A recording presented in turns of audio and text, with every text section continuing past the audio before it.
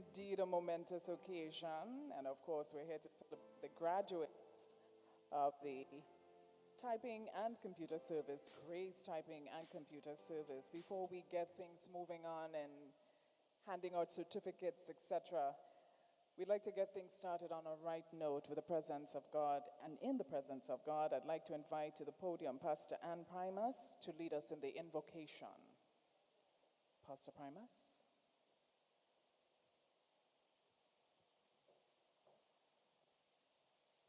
Good evening to everyone. May we all stand as we pray. Let's reverence God. Almighty Father, we thank you. We bless your name for your mercies, your grace, and your love towards us. Father and God, we thank you because through you we live, we move, and we have our being. We thank you for the opportunity of being here today in this momentous occasion, Lord, Father, where we can join with Grace Typing and Computer Service, Father, to honor men and women of this nation who would have dedicated their lives unto the improvement of the skills and abilities you would have placed within them. We lift the ceremony before you this evening, God. We pray your blessings upon everything that will be done here today.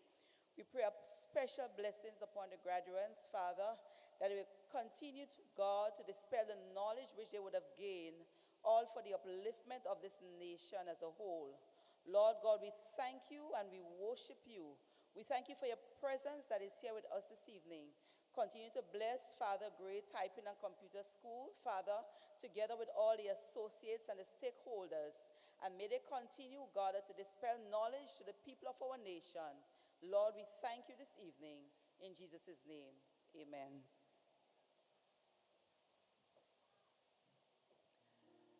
Thank you very much, Pastor Primus. Of course, you know, when we have these ceremonies, we usually make you work out a little bit. So I'm going to ask you to stand again. And this time, it's for the national anthem. Leading us with the national anthem this afternoon is Miss Aria Primus, who's actually a graduate here this afternoon as well.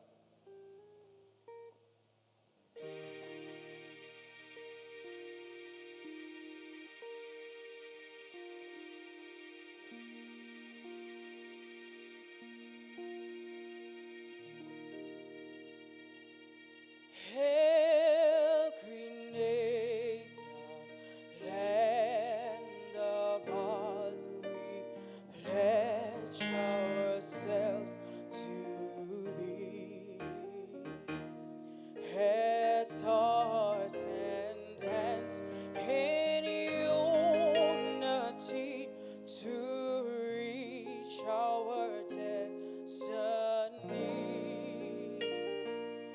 Ever conscious of God, being proud of our heritage,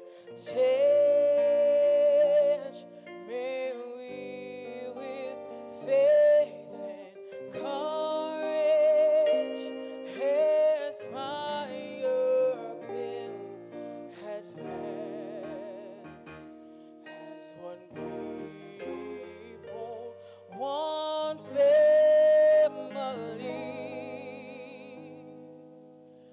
God bless our nation.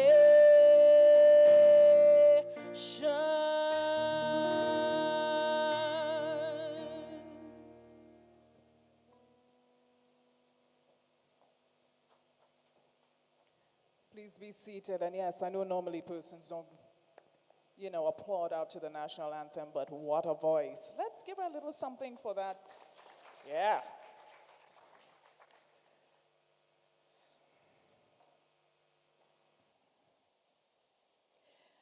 The administrative bishop and his wife of the New Testament Church of God, George Fletcher and Lady Fletcher, Pastor Ann Primus,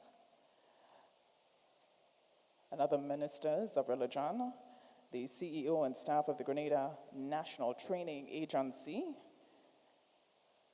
Mrs. Ursula Antwine, MBE, Lady Trotman Joseph of Joseph and Joseph Law Firm, Mr. Emerson Theodore, Managing Director of On the Spot Hardware, personnel from the Ministry of Youth, other distinguished guests, friends, relatives, guardians, and of course, graduates. Good afternoon and welcome to the 2017 Grace Typing and Computer Services Graduation Ceremony. This year, the theme is Excelling Against All Odds. And I know many times we're faced with obstacles along the path of life. But many of you in here, the graduates in particular, I'm sure you've been through a lot, but you made that bold step in making yourself better for the future. At this time, I'd like to invite to the podium Ms. Carvel Lett. Ms. Lett will deliver the welcome remarks. Ms. Lett. The administrative bishop and his wife of the New Testament Church of God, George Fletcher and Lady Fletcher. Welcome. Pastor Ann Primus and other ministers of religion, the CEO and the staff of the Grenada National Training Agency, Mrs. Ursula Antoine MBE, Lady Trotman Joseph of Joseph and Joseph Law Firm, Mr. Emerson Theodore, Managing Director of On the Spot Hardware, personnel from the Ministry of Youth and other distinguished guests, family, friends, graduates. Good afternoon. How is it for you? Good? How often do you come into a celebration or a situation like this? How often? Very often? When you come to church? Okay. So what I want you to do is to turn to your neighbor and say with me, welcome to Grace Typing and Computer Services Graduation Ceremony 2017. So turn to your neighbor. Right. Nice. And whilst you're doing that, smile for me. Let the smile start in your mouth and end in your eyes. Can we do that?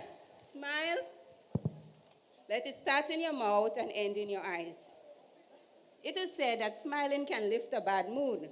Scientists have found that smiling on purpose can help people feel better. Just a simple act of smiling can lead you to real, actual happiness, joy, or amusement. Smiling on purpose changes your brain chemistry. A smile helps you to feel happier. And being happier helps you to keep the smile going. So even though you start with a fake one, you will end up with a genuine one. So a Buddhist teacher said that there are benefits to smiling. So when you breathe in, you say, I am calm, body and mind. When you breathe out, you say, I smile. Let's try it. Breathe in, I am calm, body and mind. Breathe out. Right, let me try it one more time because not everybody's smiling. So when you breathe in, I'm calm, body and mind. Out, smile. Wonderful. Right, so if you repeat this exercise several times of the day, you relax your nervous system and you counter a lot of stress. So now that we are truly welcome, we are smiling, we are in a warm and nurturing environment, and learning definitely took place. So, keeping it short and sweet, welcome. Whatever the weather, everyone who links with us learns that coming to Grace Typing and Computer Services opens them up to many opportunities for educating themselves in diverse working practices and skills. So welcome one, welcome all. And smile. Thank you.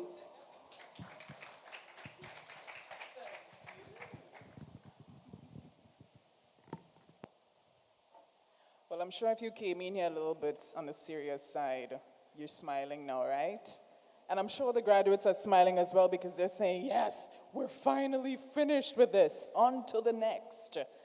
Well, folks, on to the next it is. It's time to move on in the program, and I'd like to invite the training provider. But before that, it's always good to celebrate trailblazers. And I think many persons make, huge impacts, create impacts on individuals' lives. And this next lady does just that. Ms. Beverly Gray is the founder and director of Grace Typing and Computer Services, formerly known as Grace Typing School. Mrs. Gray is a visionary who believes in God and herself. She is highly self-motivated and of the philosophy that nothing is impossible as long as there's breath in an individual. Her humble beginnings started at the home of a family member with six portable manual typewriters, and this was back in July of 1987. Over the years, her goals and aspirations began to materialize, and she knew that the technological era will soon be here, and she will have to be more current and relevant to the changing global market. In 2005, she saw the need to move into the information technology era and has started training persons in the area of Microsoft Office.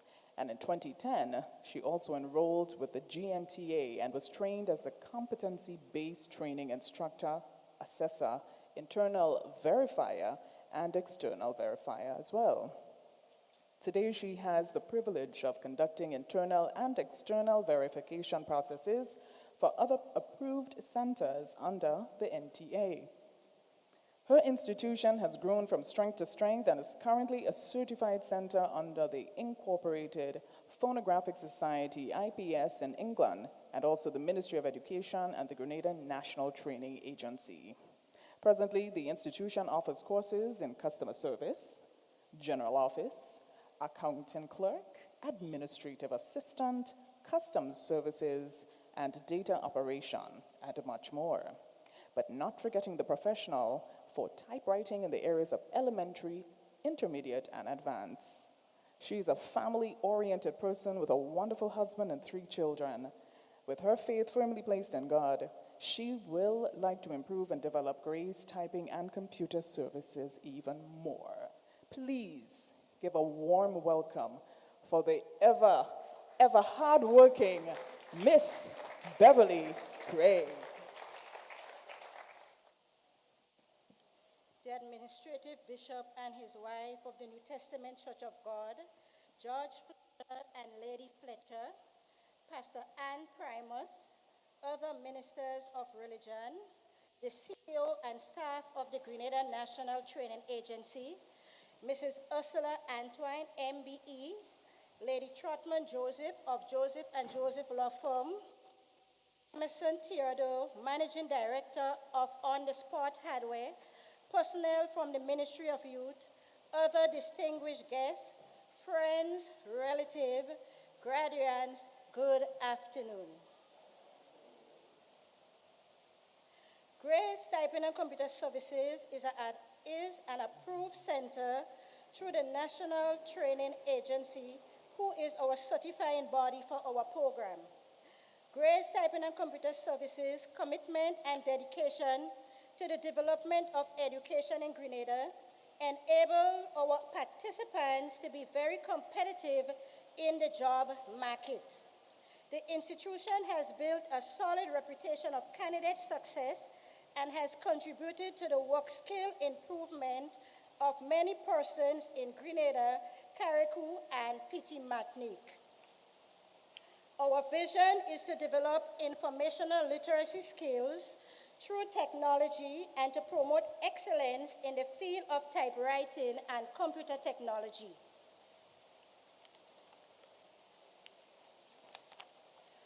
Our mission is to educate and train persons in the field of computer technology by providing accessible and affordable courses. The institution continues to grow from strength to strength in training individuals in different skill areas. Our statistics shows from September 2016 to date, the institution had trained 90 candidates in the area of General Office Administration and Customer Service for the new Imani program, 31 teachers in data operation levels 1 and 2 for the Caribbean Regional Communication Infrastructure Program, CACIP, and 120 private candidates in the area of General Office Administration, Accounting Clerk, Administrative Assistance, QuickBooks, Microsoft Office, and typewriting. We have our first batch of Administrative Assistant Level 3 graduating today. Candidates, could you all stand, please?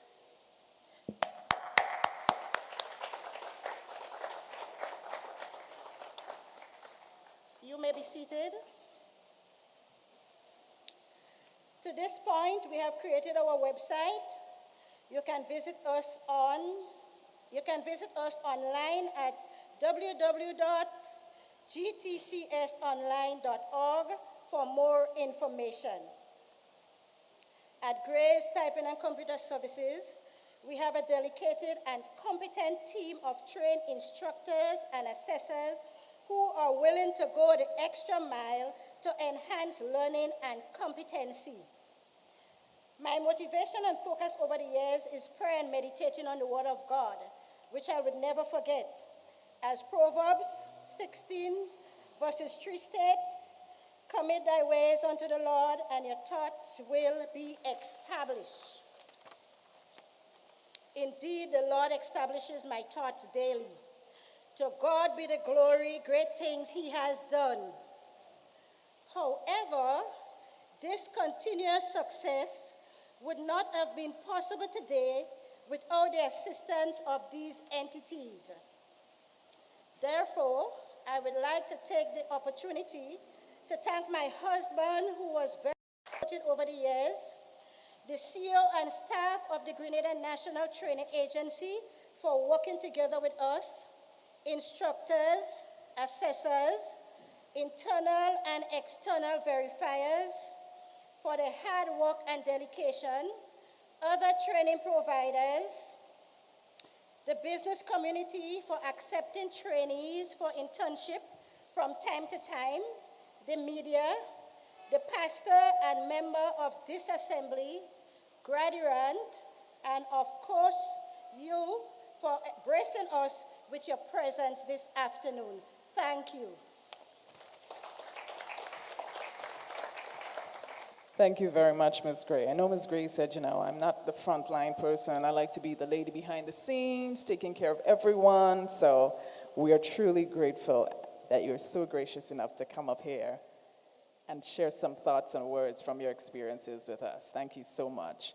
We move on to the assessor's remarks, that will be delivered by Ms. Kalisha Granger. Ms. Granger?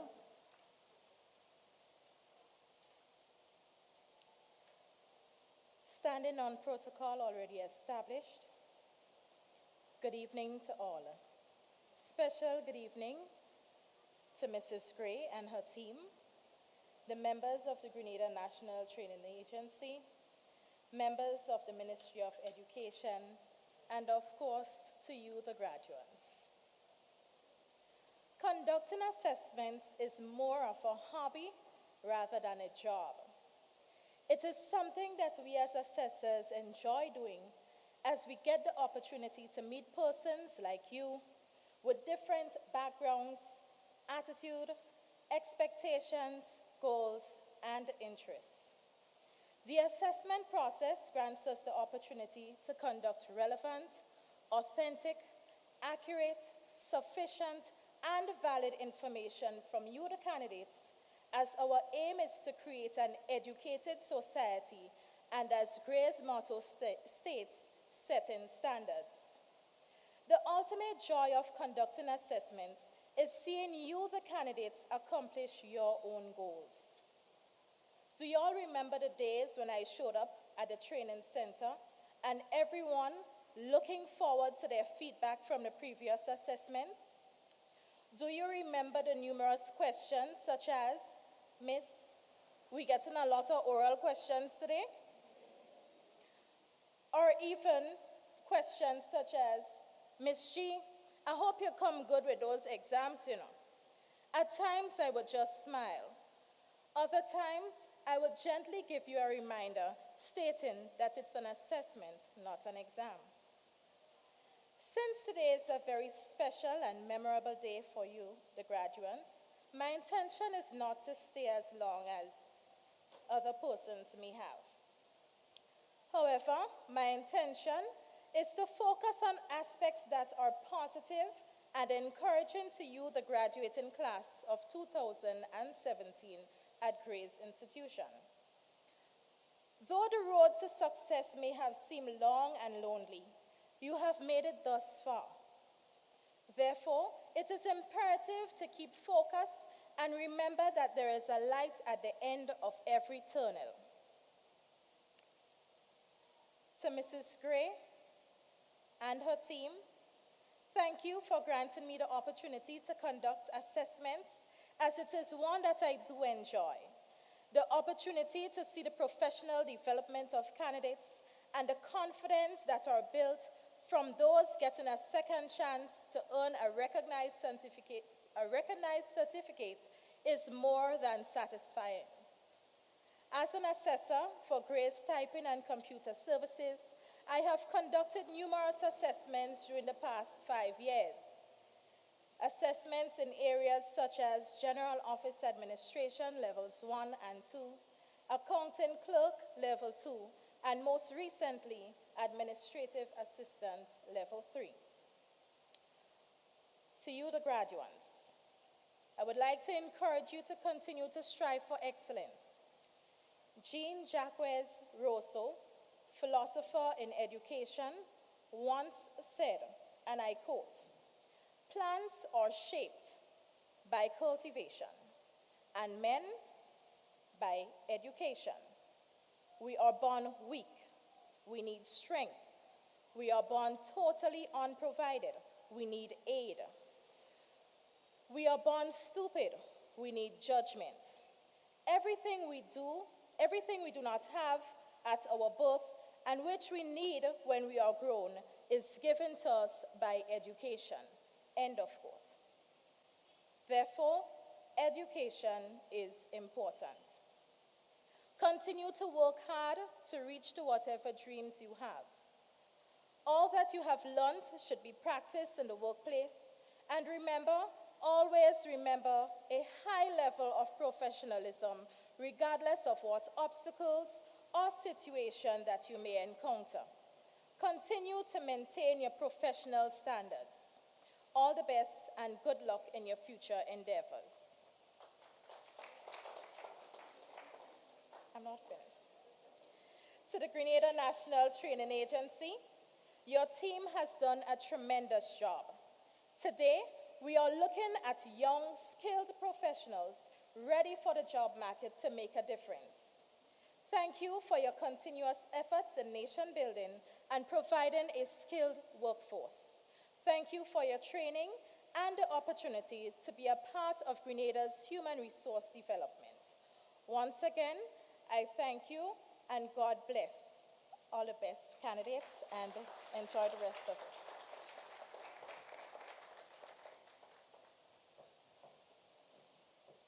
Thank you very much, Ms. Granger. We do have some outstanding speakers here with us this afternoon. And the next is a former teacher of the Happy Hill and Grenville Secondary School. She was a bachelor's in education administration and a master of science in workforce education and development. She's actively involved in planning and coordinating activities for the youths in her community to address social, emotional, spiritual, and physical needs. She's also a member of the St. Andrew's Lions Club, and she's currently the enterprise-based training officer at the Grenada National Training Agency. Our next speaker, ladies and gentlemen, please help me welcome Miss Janesta Charles.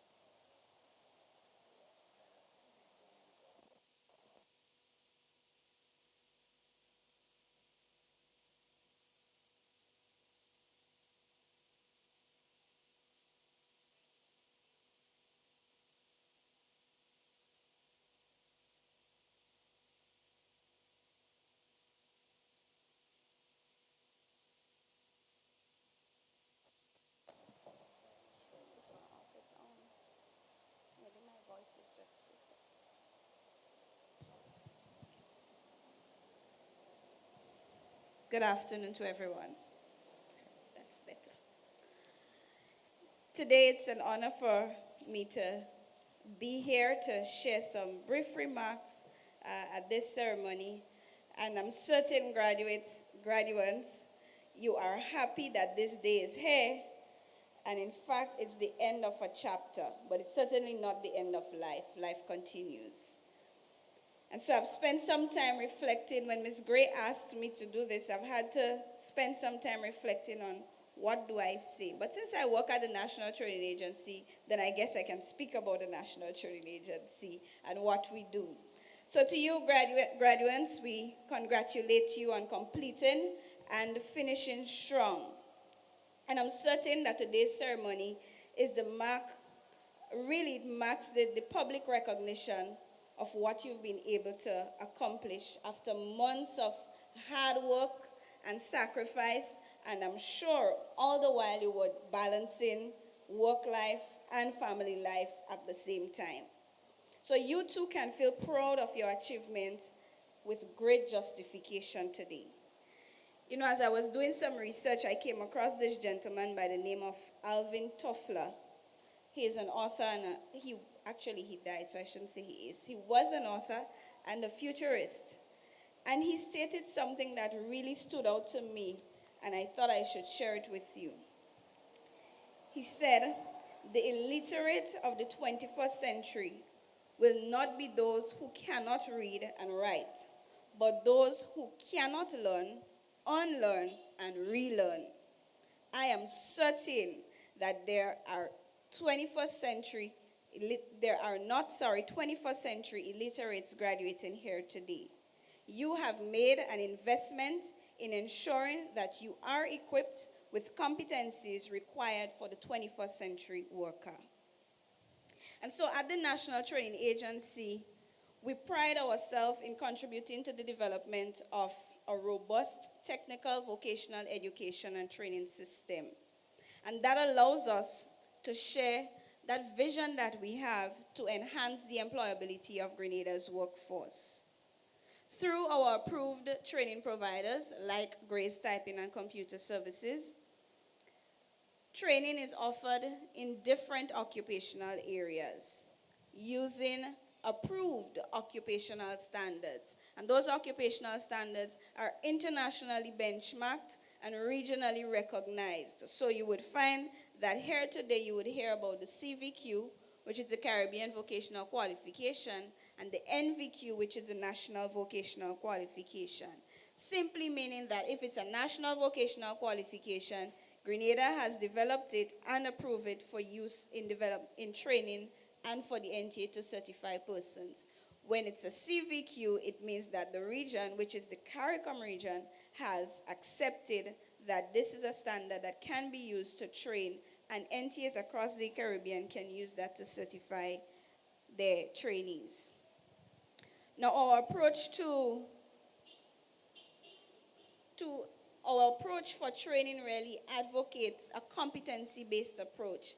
And that means it's not the traditional system that we're accustomed to with the chalk and talk, but in fact, it allows persons to build knowledge, skills, and attitude for work.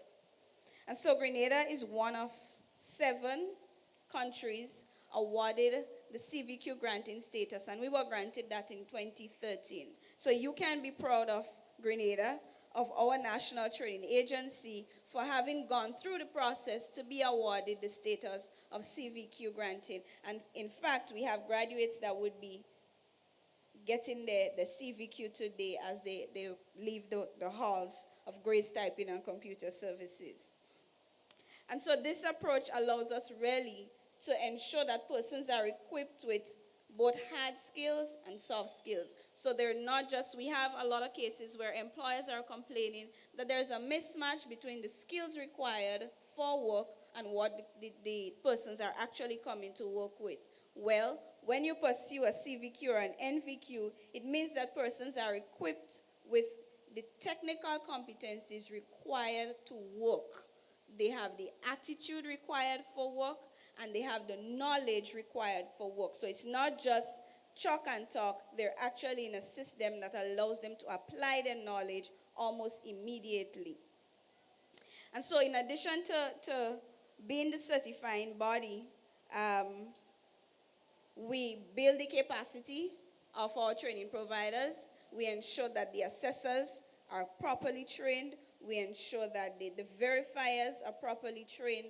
And so we have a very robust system that you can be proud of, that persons live in Grenada with a CVQ can move on to any one of the Caribbean countries or anyone, for that matter, internationally, apply for a job and be able to function effectively. And so for us, we take great pleasure in working along with our training providers to ensure that they have the correct systems in place to deliver quality training to you, the graduates. And so I'm sure that if you ask them about their experiences, they can tell you that they didn't waste the investment, that it's a worthwhile investment that they would have made. Am I saying something wrong, graduates? Good, very good. So, I don't intend to stay very long. I want to wrap up quickly.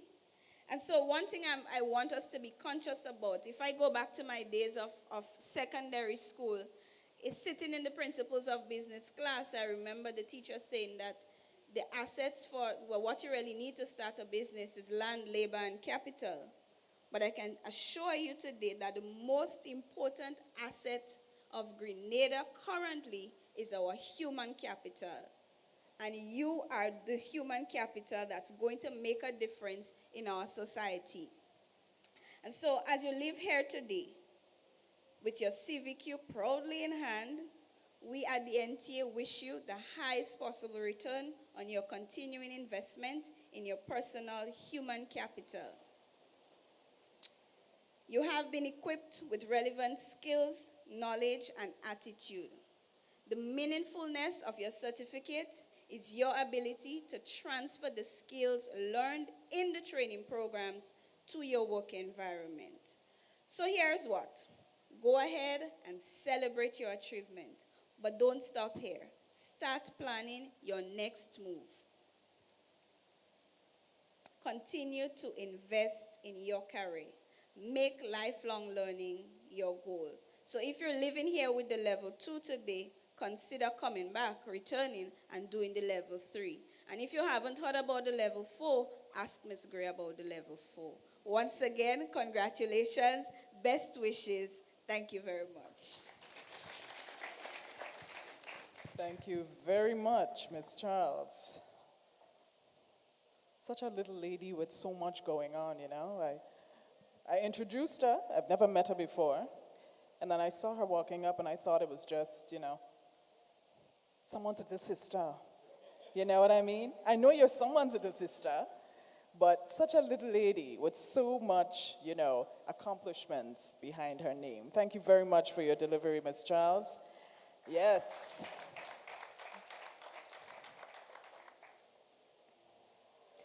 And now we move on. We have another lady. This one is a really big lady now. When I say big lady, I mean she has accomplished a lot. Let's find out who she is. Well, our next speaker is the founding partner of Chapman and Trotman Attorneys at Law in Georgetown, Guyana. And she's presently the managing partner of the law firm of Joseph and Joseph. She's admitted to practice law at the bars of Grenada, Guyana, Trinidad and Tobago, and the British Virgin Islands. She's also a former Solicitor General of Grenada and a former president of the Guyana Bar Association and Guyana Association of Women's Lawyers. She holds a bachelor's degree of law, LLB degree from the University of the West Indies, a Council of Legal Education certificate from the Hugh Wooding Law School, St. Augustine, Trinidad, and a Master's of Law degree, Law and Development, focusing on international rights of women, United Nations protection of human rights, juvenile justice, international rights of the child, and from the University of London, England. She's currently the chairperson of the Grenada Integrity in Public Life and Anti-Corruption Commission and has been a commissioner since 2010, serving as the deputy chairman until being appointed chairman in 2017. She has also served as the regional chairman of the Caribbean Association of Integrity Commissions and Anti-Corruption Bodies.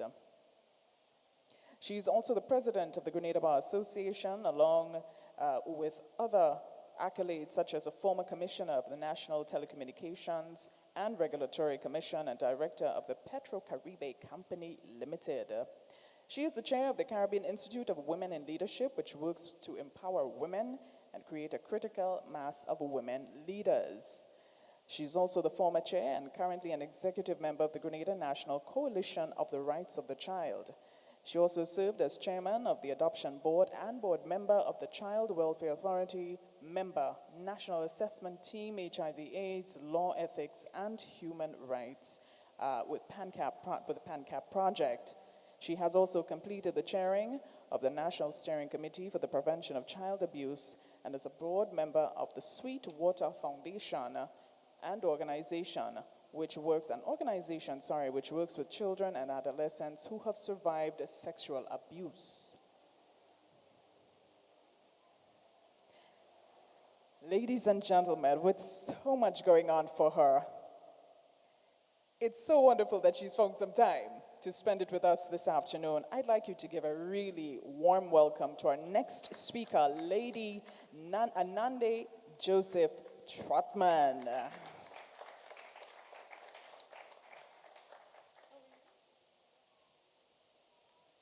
Thank you very much, Madam Chair.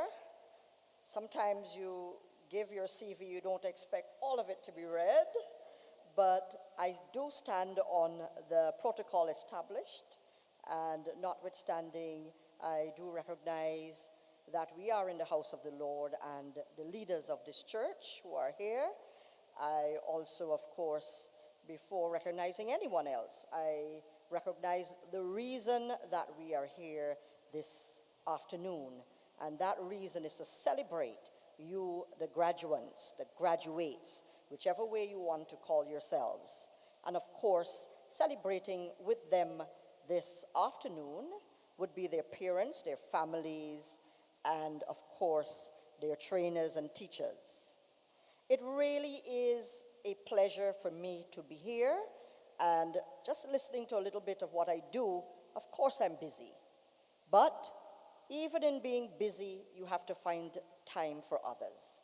And looking out at this audience, I am inspired, especially by the young graduates, and especially so, and the reason I particularly took the time to be here is because one of you graduates, Naiden, is with me. He was assigned to me by Mrs. Gray, and my office is literally opposite.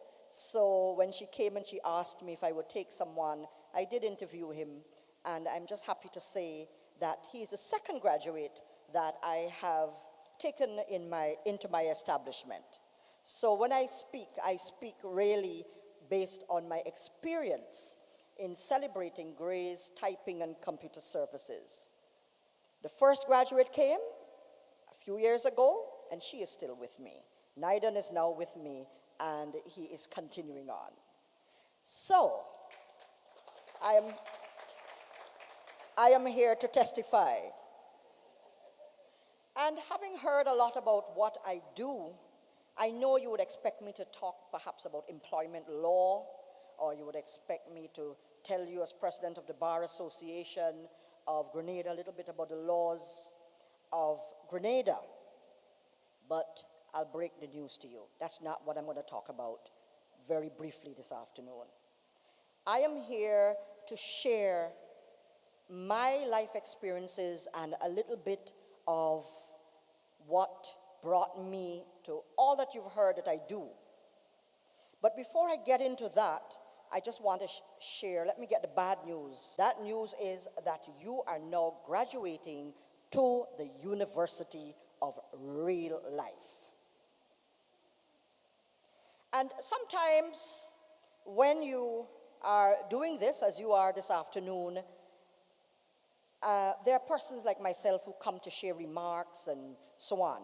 But this afternoon, I will share with you just a few of my trade secrets based on my own life experiences and my professional experiences that made me who I am and that work for me. So I'm going to share with you a little bit of what I call the toolkit for a successful life and a successful professional life. Yes, you are going to have some hard knocks. There are some truths, some realities that we will get out of the way as I begin these brief remarks. Yes, in real life, there are folks out there who specialize in what I call left field play.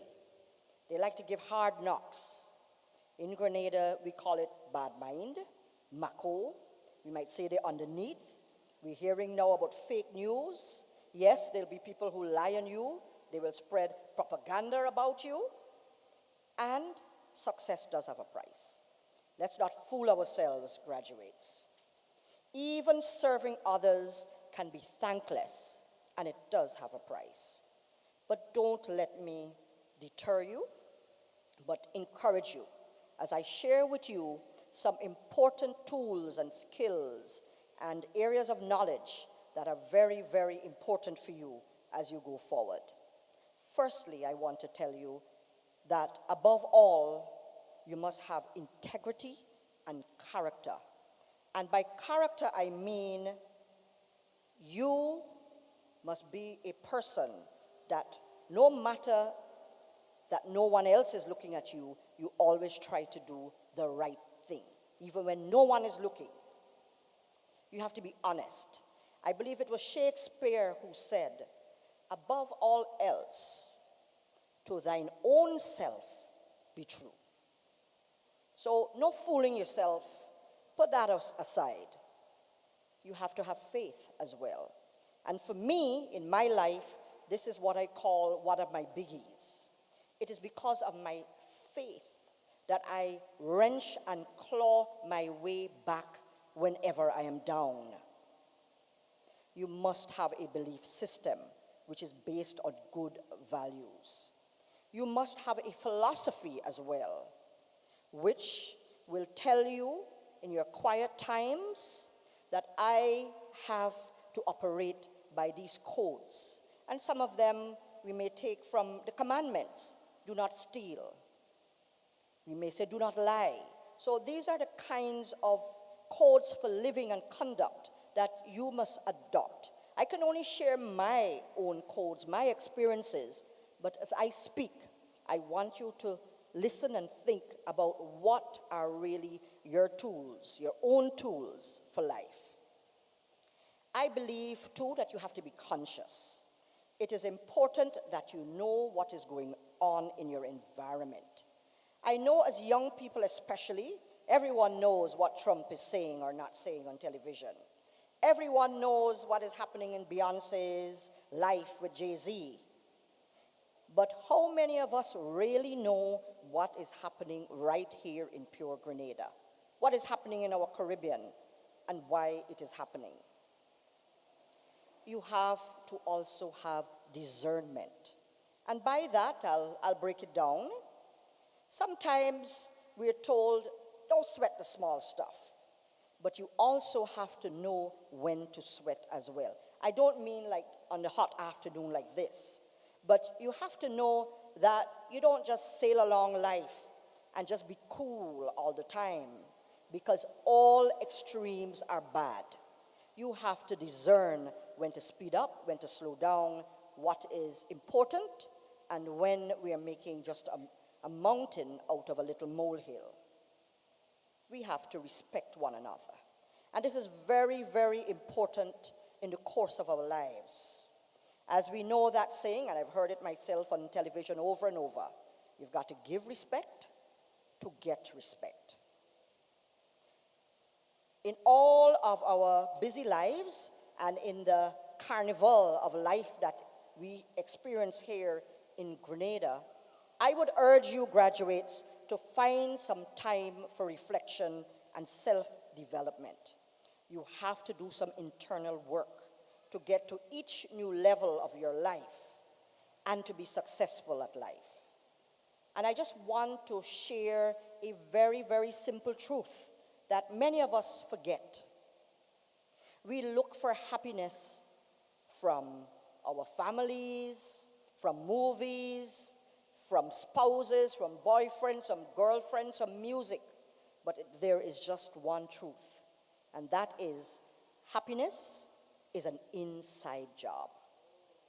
So I urge you to take some time to always remember, take time out, work on yourself, develop yourself. If you're beginning to feel unhappy or depressed about anything, just sit down in some quiet time and fix you. Attitude. How many of us would have heard our parents saying that your attitude will determine your altitude? Yes, that is so true. In many ways, your attitude will influence how you progress in your work, because you will be required, for example, to have good social skills. You will be required to build good relationships in your workplace. And you must have good interpersonal skills. These skills are essential to your success. The law of relationships tell us that you can't please all of the people all of the time. Someone else said the key to failure is trying to please everybody. But the truth is, you have to know how to balance your relationships. You have to put in the work at relationships, not only at work, but at home, among your friends, among your peers. How many of you here still have the same friend from kindergarten all the way up to this graduating class? By a show of hands. How many of you have the same friends?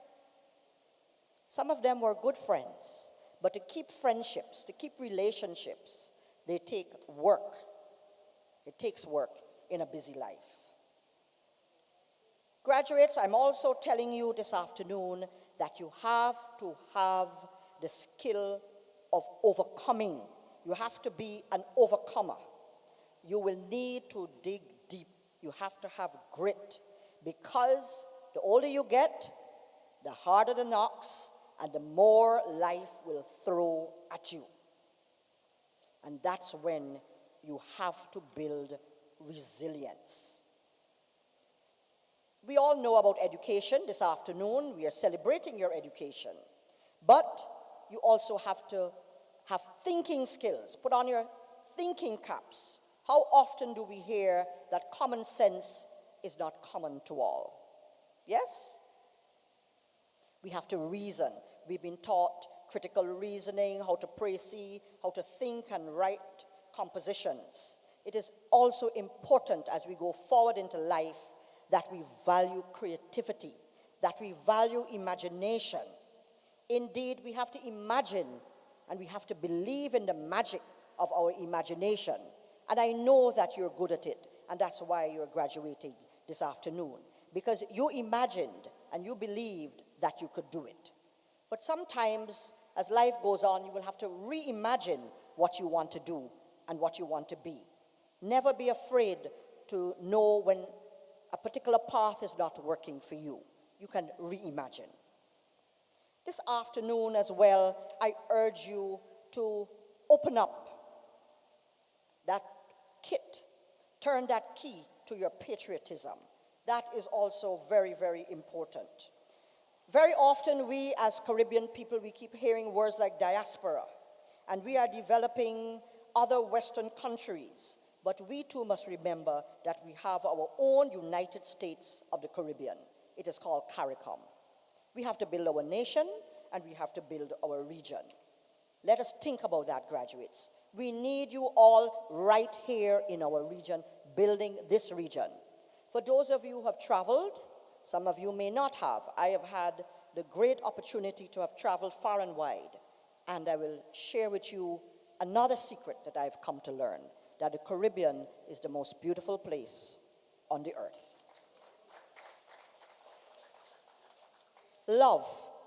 Now, this might sound very old-fashioned. You have to have love, the skill, the key to love, because we all need hugs and kisses. It trumps everything.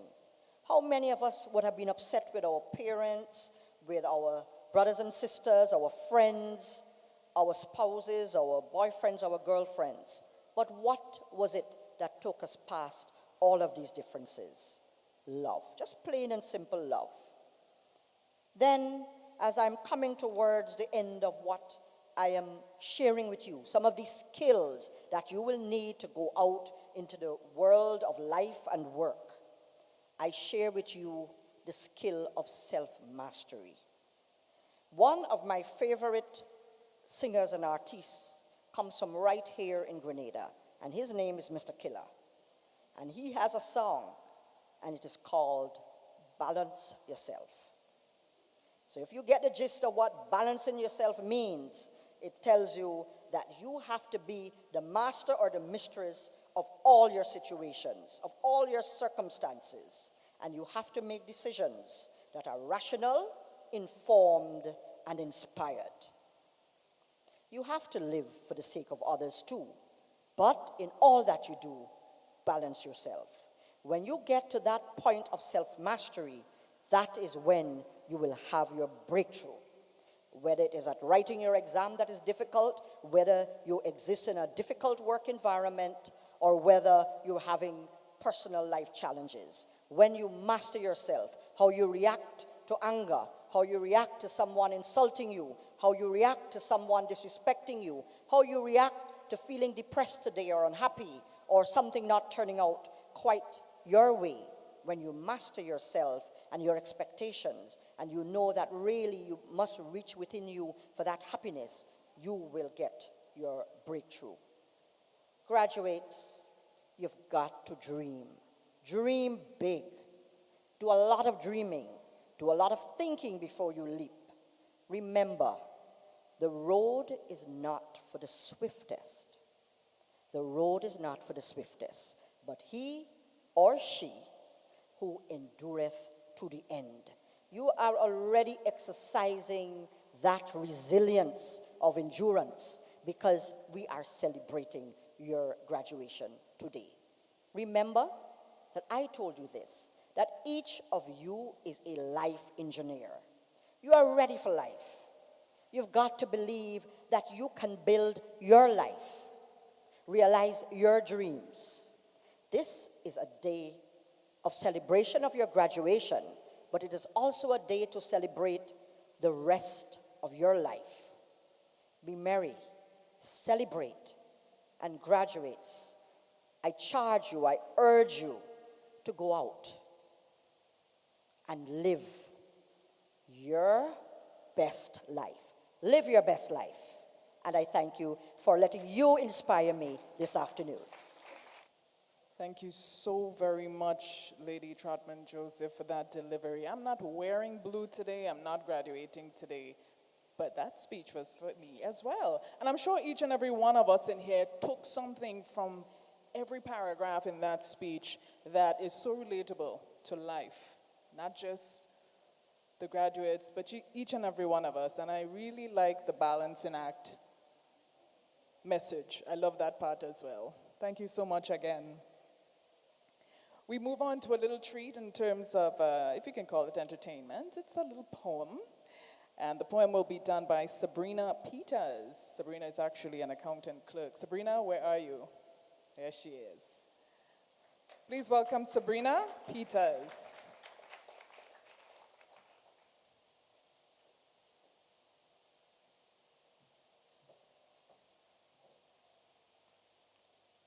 Standing on the protocol already established, a pleasant good afternoon to everyone.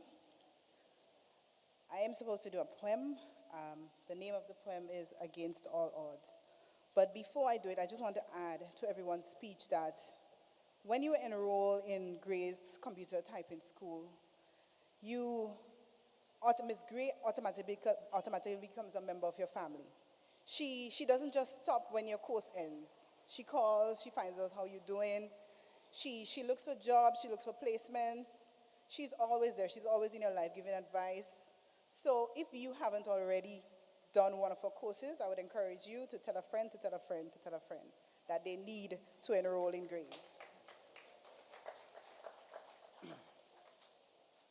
Against all odds, I will survive, despite whatever you're thinking.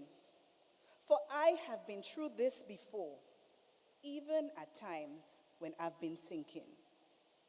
Because I have learned many lessons, earned the hard way. And thus I'll say, before my peers, I'm standing tall.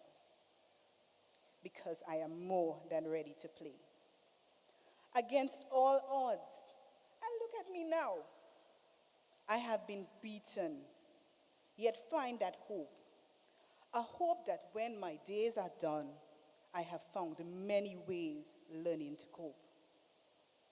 So who's going to speak up right now, telling me that I can't do this or that? As a testament of perseverance here, let me tell you, my friend, just where it's at. We are all tested daily, and it sure hurts. Nevertheless, we must drop our facades. Everyone is capable of being something, achieving victory when you survive against all odds. Never give up, and be confident in what you do.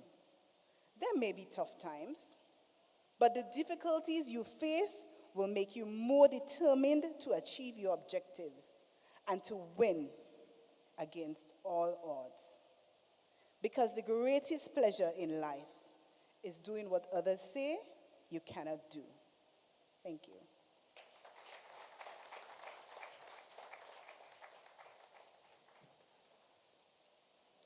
Adhering to the theme of this afternoon's graduation, excelling against the odds. Thank you so much, Sabrina Peters, for that very inspirational piece, your poem. You wrote that poem, Sabrina? You didn't? Okay. That's okay. You delivered it well. Another round of applause for Sabrina. We have another employer's remarks, and I'd like to let you know who that gentleman is. Our next speaker started out in business alone at the age of 23. He commenced his business in 1999 using a borrowed truck to deliver goods to homeowners and contractors. His storeroom was a bedroom at home, and the business grew steadily with him increasing the range of goods based on the need of his customers. Whatever they needed, he would deliver on the spot. As the business expanded, he moved from the bedroom to a trailer container at Dusty Highway. Later, he purchased a piece of land in the Woodlands area and increased the number of trailers sold his goods from there, while still delivering to customers throughout Grenada and Carriacou, and his staff then grew to 3 persons. One key person later on became his wife. I'm going to do that thing again. As the business continued to grow, he purchased more land in Woodlands and erected a building which now houses On the Spot Hardware. And in 2017, he established a branch of On the Spot Hardware in Guave, serving the people on the western side of the island. He now provides employment for over 30 fellow Grenadians. In recognition of his entrepreneurship, he was presented with an award by the Grenada Chamber of Commerce in its annual award ceremony in 2010 as the 2010 Entrepreneur of the Year, and was also rewarded by the Ministry of Youth in the same year, Youth Entrepreneur of the Year and the Prime Minister's Youth of the Year. A young entrepreneur who had a vision and remained humble and focused, pursued his dreams, and today we can see the end results of his hard work, perseverance, passion, and commitment in On the Spot Hardware. Ladies and gentlemen, a true entrepreneur, please welcome Mr. Emerson Theodore.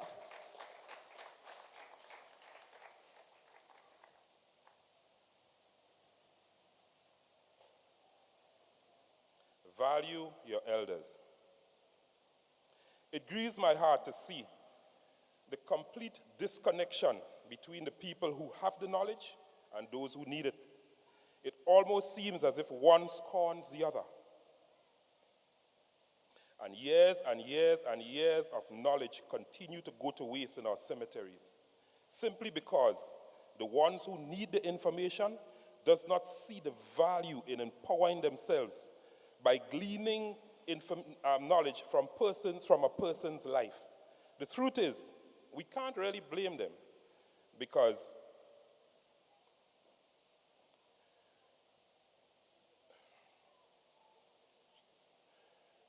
as you look today, you would notice that one form of education tends to get all the attention, and very little attention is placed or shared on persons gaining information from other person's life. So I say this to you, the graduates: never, never underestimate the importance of spending time with people over 70.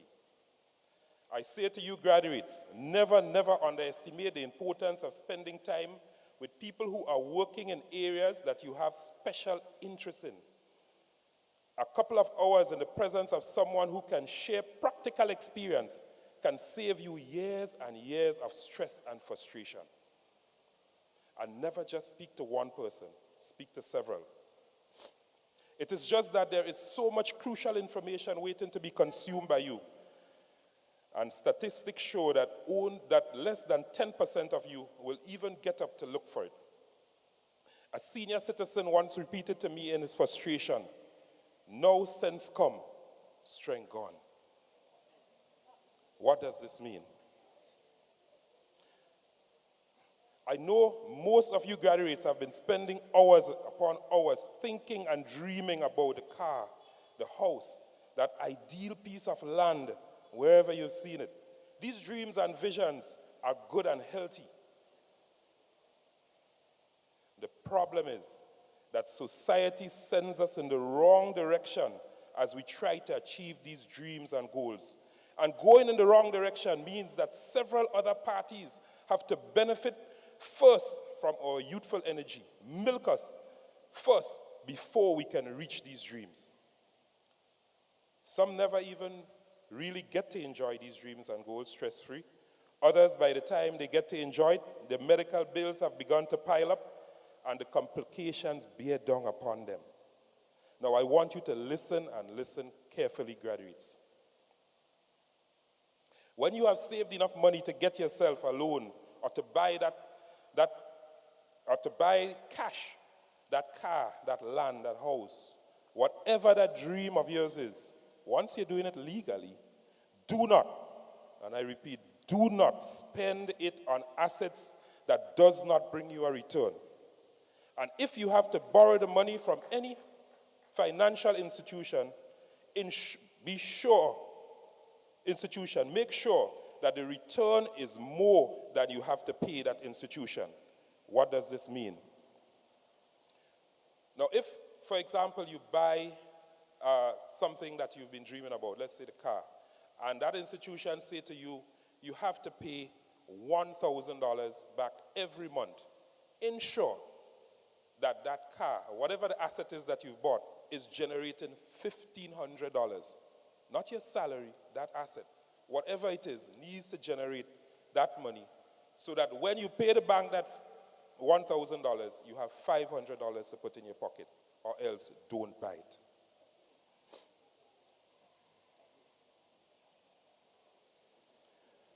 I'll tell you a story, my story.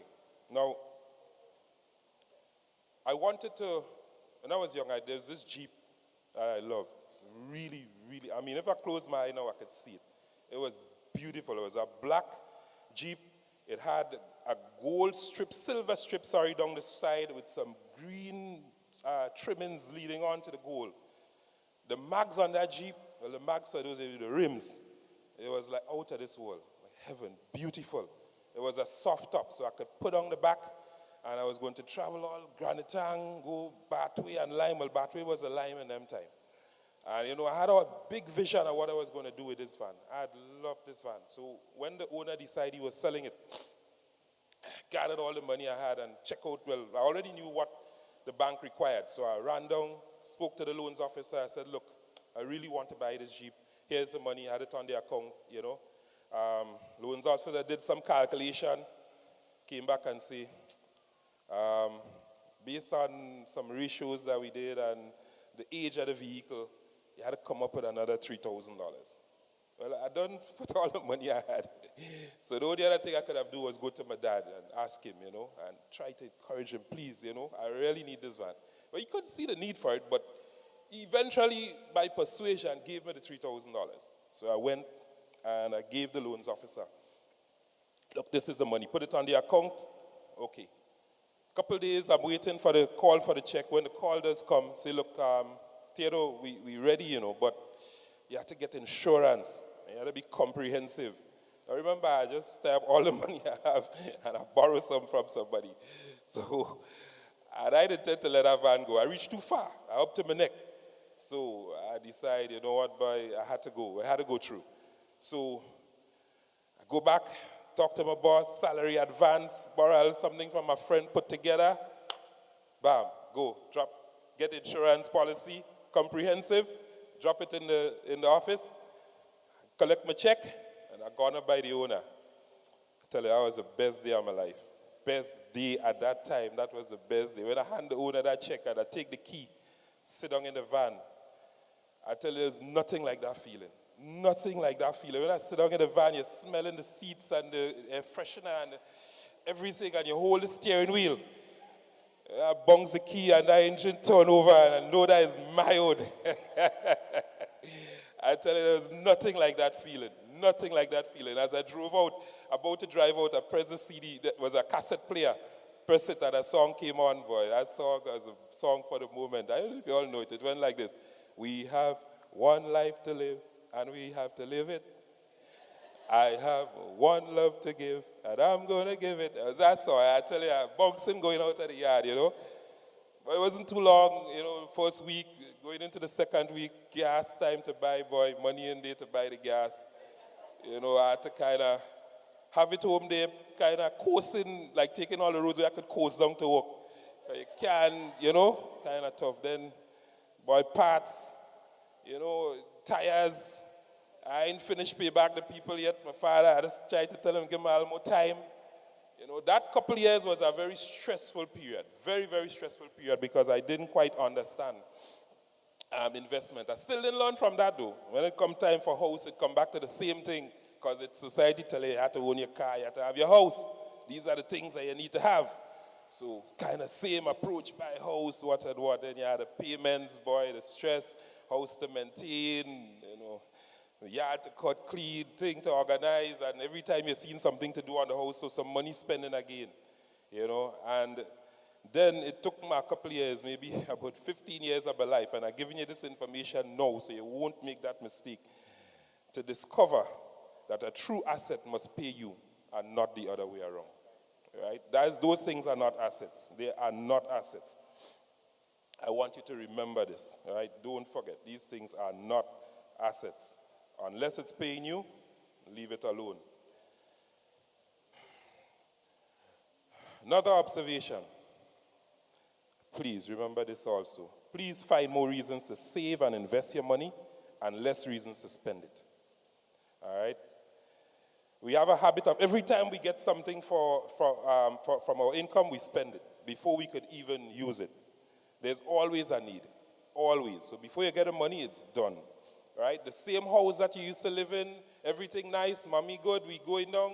Look at brother, the look at stress you used to have, look at brother, you used to have it all the time. The stress you used to have with mommy, you used to have it all the time. But from the time you get a job and the bank account start to grow, these problems become impossible. I can't live with that again. So you find some way to go out and rent a house, and what should be a savings becomes money that you can't save anymore. They're expenses. And these things, you spend years just losing money in these forms, and most times some people don't even catch themselves. So too early. So try to save as much. I know everybody's circumstance is different at your home, but that's just one example. There's several examples of things that you will find money to do once you get your salary. So from your first salary, I am reminding you to be very, very careful with how you spend that salary. Please do not be too eager to leave home, and please do not be too eager to find things for your salary once you get it. Remember, I told you earlier that a car is a bad investment. Remember that. once it's not generating an income for you, it's a bad investment. I know all you were vexed with me, but I ain't mind. I'm telling you, I went through it, right? Because at your stage, if anybody told me that, I would have been vexed with them, because I know the dream I had. So, but it's true, right? Never find yourself living from paycheck to paycheck, right? Your salary, always try to keep that. That's your buffer. That's what you live with. That's where you get your savings, right? You need to do that right. So anything else you're going to buy, make sure it's paying you. Try and keep your salary as free as possible. You have to make sacrifices. You have to make sacrifices. I've looked at dozens of stories, and I have one story online here in Grenada, someone that I know who had his home, beautiful home, met in an accident. He spent a couple months bedridden, and when he got himself back together, he realized that, you know what, I could have died, and then I would have left my family with this debt. My wife, my children, they would have to carry this debt. More than likely, they would have lost the house. So he made a decision and a sacrifice then, and he was a lovely home. He rented it out, and with that, he was able to pay his mortgage, and he still had enough. And this is no joke. He still had enough to pay for a smaller apartment. He made the sacrifice to do that, and now his loan is being paid. His salary is free. They're not in any debt anymore. If something happened to him, he's as comfortable as ever. So it's just these early decisions. Now, he did it kind of late, but I want you to do it while you're early. When you're married and you have children, you have too much responsibility. It's easier when you're looking to make these sacrifices early. All right? Make them early. So by later on, it's already paid for, and you're just enjoying the returns of it.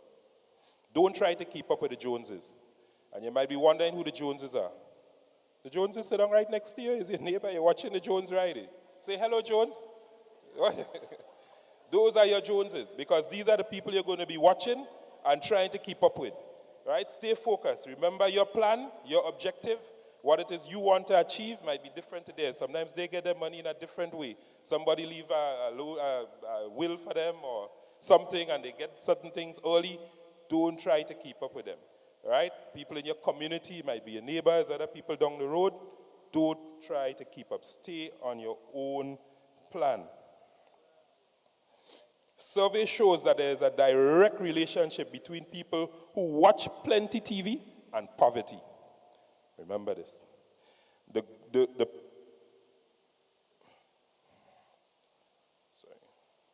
poor, the group of people they surveyed, the more TV they watch. And the richer the group of people they surveyed, the less TV they watch. Don't get caught up in television. Don't get caught up in television. It is just another addiction like cigarettes and alcohol and these things. So don't get caught up in it. Stay focused on what you need to work on. Educate yourself on finance. Read books, especially books on people who have lived successful lives. You can go online and Google number one books and selling books on finance or workplace ethics, how to get ahead fastest in job in your workplace, and order them. There's a lot of information online. This is another one I want you to remember. Stop trying to find the perfect job. That's a mistake. Everybody has this need of trying to find the perfect job. This is another mistake, and you spend so much time and energy searching for the perfect job. People jump from job to job to job for years. I have had conversations with persons in their late 50s and 60s, and they're still searching to find a perfect job. Survey shows that less than 20% of you graduating here today are actually going to be employed in the career that you have chosen from school. Less than 20%. And these are statistics, facts. The secret to finding the perfect job is simple. Anybody know what it is? I'll tell you, man. Don't worry. It's just simply to learn the job that you're employed in. That's it. Learn the job that you're employed in and learn it well. I'll give you a quick story, right? Quick story. I was just finished studying, and I got a phone call. The guy said, Theodore, they're offloading a container on the port with windows tomorrow. They're short a men. You can make it. I remember I just finished studying. Me ain't thinking about going and do no labor work down on the port. What you calling me for? Right? And the thing about it, my love was aquaculture, fish farming. I loved that from since I was in school as a little boy. I growing fish. Who coming by me to buy fish, you know? I had about 50 old fridge behind the house full of fish I selling, so I always had a little something in my pocket because I selling my fishes, right? I going down by the attorneys and some other business people in town, and I fixing up who are aquarium. They want my service. I go clean it up, put in fish. So I charging them to clean it, and I charging them for the fish. So I always had my little change. So when I in school, late secondary school, and children come into school with lunch, I buy bread and chicken and roti. I heavy. You understand? This is how it was because I always had a little something. And to top that off, I love this thing so much that I did a course in Jamaica, UE Complex. UE Complex. I do a course in aquaculture. Now, when I go up there, one pond is an acre long. I'm driving across ponds, 150, 200 miles of ponds, fish cultivation. Now, when I see that shrimp and tilapia, food fish, I forget them 2 little old fridge I have in the back of my house. I had time for that again. Focus now is on bigger things, so my head full. So when this man calling me to tell me, let's go down on the port and work on container windows, I wonder, does this man right? But at the same time, somehow I never turned down things. I wasn't doing anything. I said, well, let me just go and get them a help out. Right? One day turned into 2 days, 2 days turned into a week, a month, and I spent about 4 years with that company. Today, I have imported on my own dozens of containers of windows.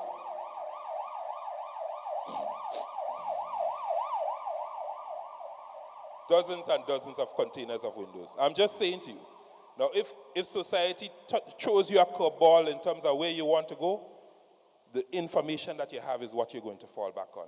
So just learn the job that you're in. Learn it well, just in case you may go back to what it is you want to do later on.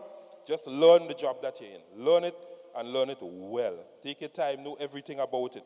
I moved from one level within that job up to another level, until, right, I started my own business. All right, and I'm just saying that you just need to learn it. Take your time and learn it.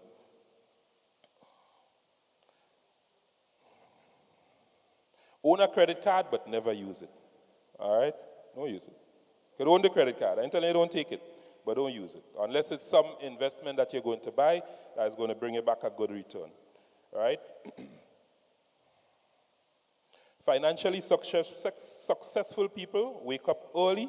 Survey shows that a direct link between gaining wealth and rising early. So get up early. All right? Very important. Remember to invest early in life. So a reminder again, invest early. Don't forget this. Live, have fun with your salary. All right? Live and have fun. Don't have it tied up so you can't.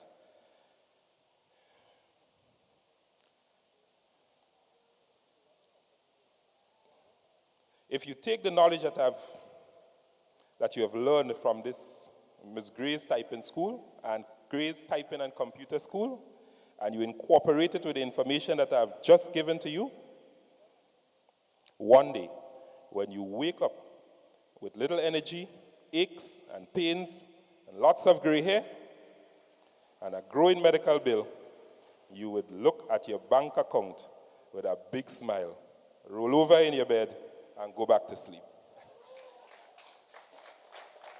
Thank you, everyone.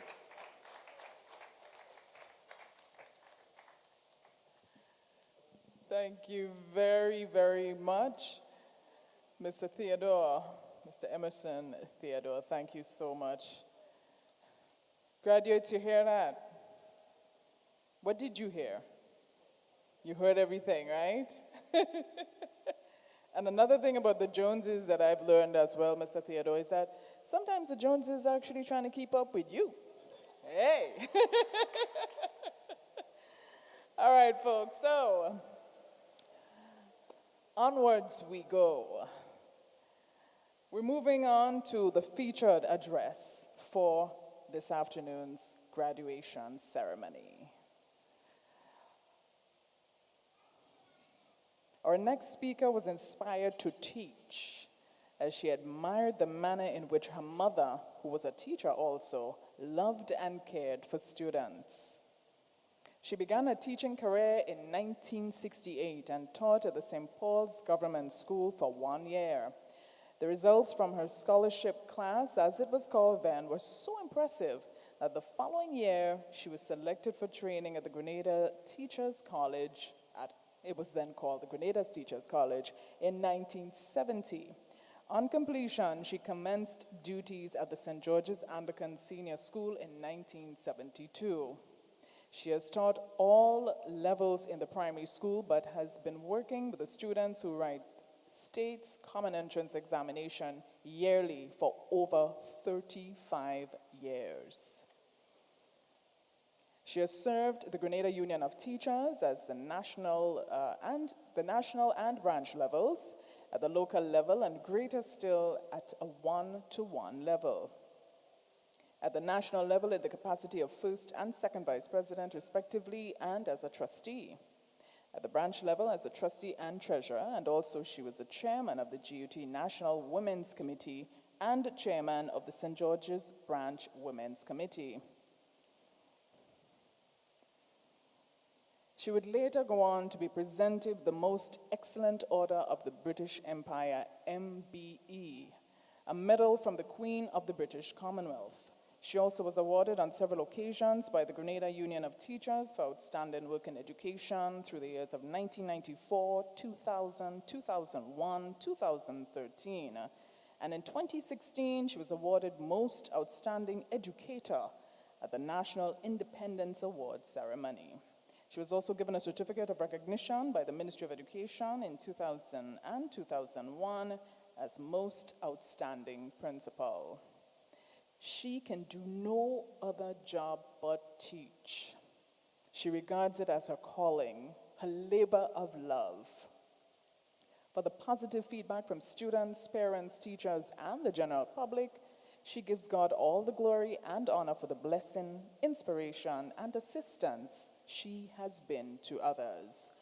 Ladies and gentlemen, an accomplished lady with a big, big heart. Please help me welcome to the podium Mrs. Ursula Antoine, MBE.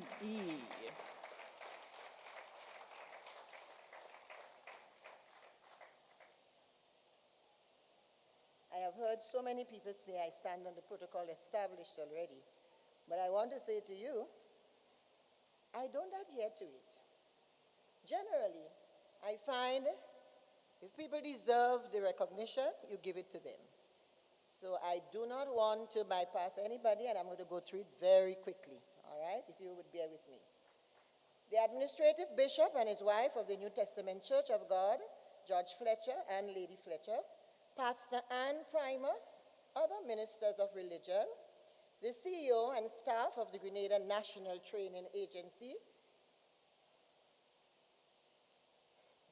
Lady Trotman Joseph of Joseph and Joseph Law Firm, Mr. Emerson Theodore, Managing Director of On the Spot Hardware, personnel from the Ministry of Youth, other distinguished guests, friends, relatives, graduates, good afternoon. I did not hear you respond. Yes, you have to respond. All right, I don't know why Miss Gray has placed me in this predicament this evening. I rushed from Grenville to come down here. One of my good friends died, and I told I was going to attend the funeral first, and then I'll rush back down here. I did reach down on time, but I went down to the church and get back here. I want to say there are so many things I can tell you, and listening to Trotman and this guy here, you have said a lot of things that I have written down here, and I don't think I'm going to repeat them at all. I'm going to just leave them here, and I'm sure, quite a lot of stuff. But I'm sure I'm going to leave them here, and what I would say perhaps would just be enough. I'll just leave out quite a lot of it, and just say what I think is necessary. They're all necessary as a matter of fact. They're all very important. Okay, so Mrs. Gray, I want to first congratulate you on the splendid job you have been doing. There's no doubt about it. And when that young lady, I think it was, spoke about your, not just coming to classes, they not just coming to classes, but you would call the home and find out how they're doing, and that was really good. I was really thrilled to hear that, really, really good. And I trust you would continue that way and help them to feel accepted, and they're on their way to success. Mrs. Trotman, a lot of food for thought, and quite a lot. And like I said, there's a lot of stuff here, but I just cannot handle all of them. It really doesn't make sense. You're going to be, perhaps you might get diarrhea. Yes, perhaps you would. You know, when you push too much food in the stomach, something happens. Something happens. And so we don't want to send you that way. And so I'm going to just do what is necessary. All right? The theme I was given to deal with has to do with excelling against the odds. And Ms. Gray, I love the theme. I'll be honest with you, I really love the theme. Mrs. Trotman and others said quite a number of things that I have here. If I could show you the pages, you may not believe me. I could take out the pages and just show it to you. However, I have written quite a few things here, and I'm going to deal with these first. If there is time, I'll go on a little bit more, but I'll deal with this at first. Excelling against the odds. It gives me inordinate pleasure to be your guest of honor, that is, your featured speaker for this afternoon's propitious occasion. To this class of graduates, you would have done yourself proud, your families proud, and I'm sure the Grace Training Center proud by completing the course of study which was prescribed for you over the last few years, weeks and months. To God be the glory. I want you to repeat it for me.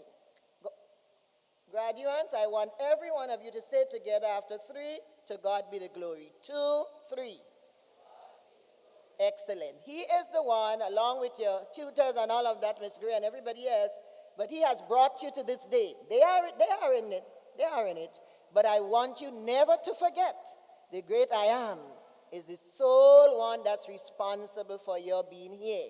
Your lives could have been cut off. A lot of other things could have happened and you would not have reached here. So please do not forget him. I want you to say to God be the glory. That's what you just said. Without him, we are nothing. In him, we live and move and have our being. In Genesis chapter 46 and verse 3, when God said, I am God, the God of thy fathers. Fear not to go down into Egypt, for I will there make of thee a great nation. You must remember, graduates, always that our Heavenly Father is always with us. Never forget that. I am sure over the last few months must have been one of the most challenging times in your life. You see, learning can be fun. However, adapting and assimilating new information, skills, or attitudes can present itself as a challenge for many. This is so because persons generally rather to be in a zone of comfort where they repeat the things they are accustomed to doing and what they believe they have already mastered. Gaining new knowledge and skills take a process of assimilation that eventually brings us to mastery. Today, you are part of the graduating class because you have completed your course. You have mastered your content, at least for the most part. I would like to take a moment to highlight the theme of today's activity, excelling against the odds. Graduates, do you know what it means to excel? To excel means to be exceptionally good at or proficient in an activity or subject. Exceptionally good, not just good or okay. You must be exceptional. To be exceptional, you must stand out above the rest. You must be first and not last. You must be the head and not the tail. You should at all times strive to be the best at what you do. Too often, we pride ourselves in mediocrity, being satisfied with just a passing score or grade. If we want to be exceptional, we cannot settle for just a passing grade. Just a pass is not good enough.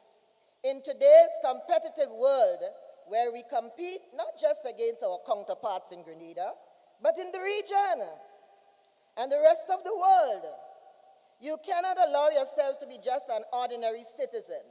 Employers will not be satisfied if they must terminate someone to get back the same. They will want to know that if you are going to hire, they will want to know that if they are going to hire you, it will be worthwhile.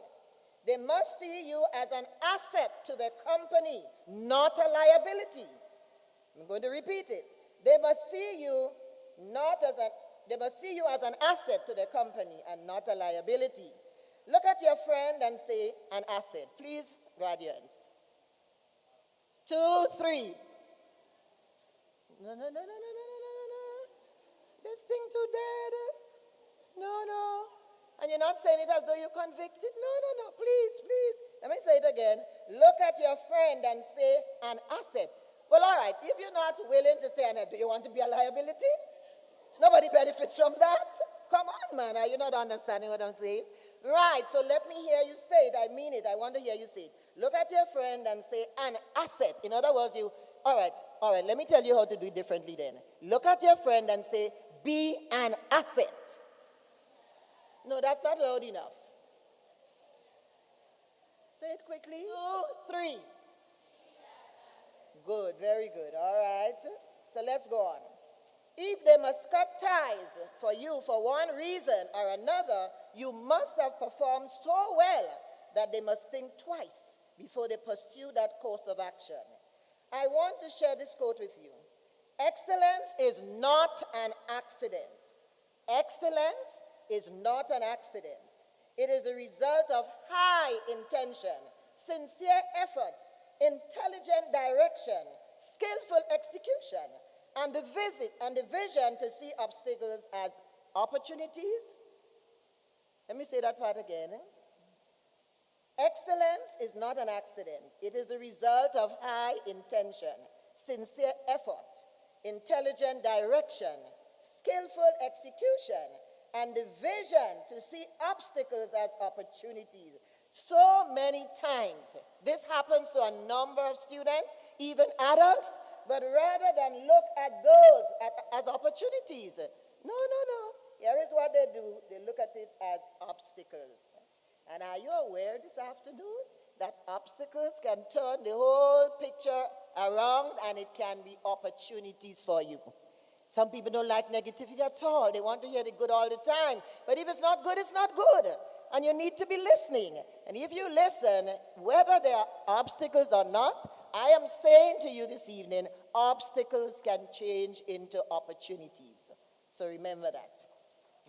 It certainly can. I've seen it happen over and over.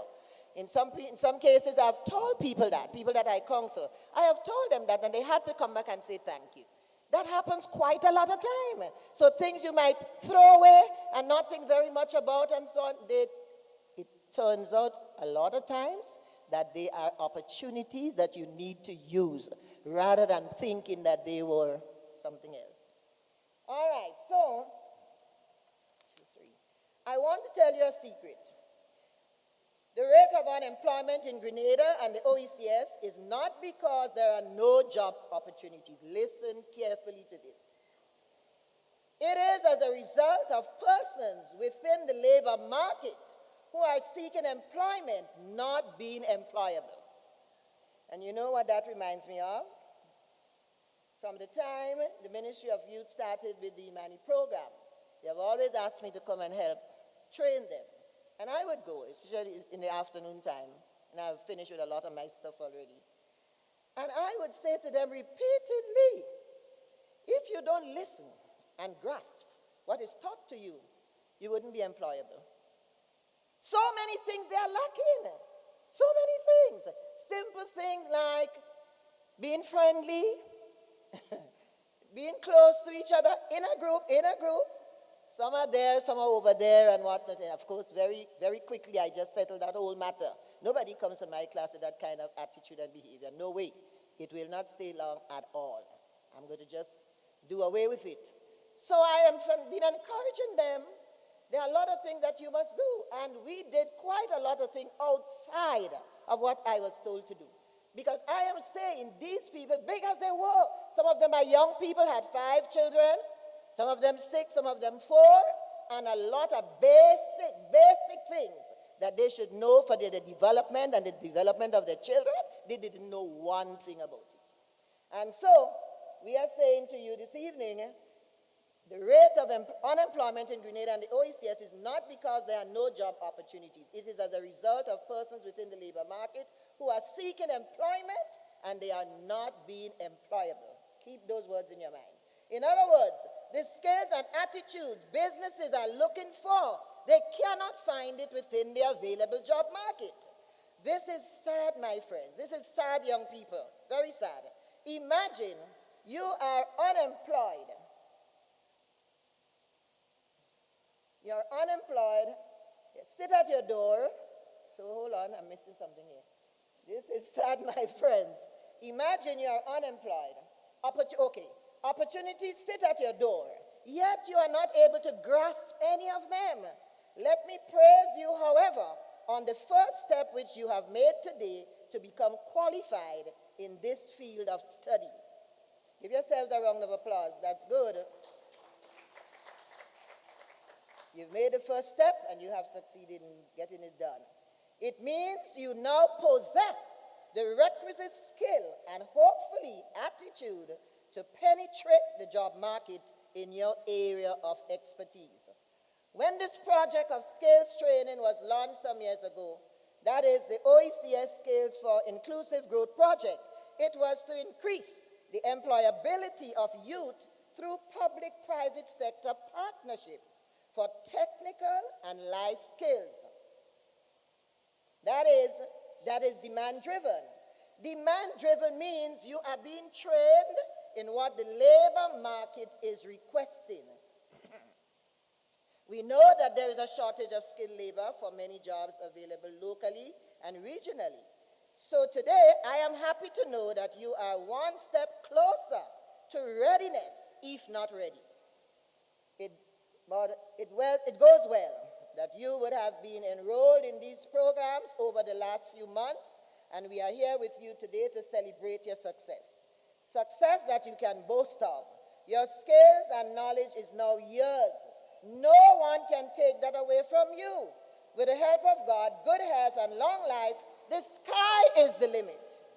If you look around, you can see the opportunities are there. I want to encourage you to go for them. Grasp them with both hands and do not let go.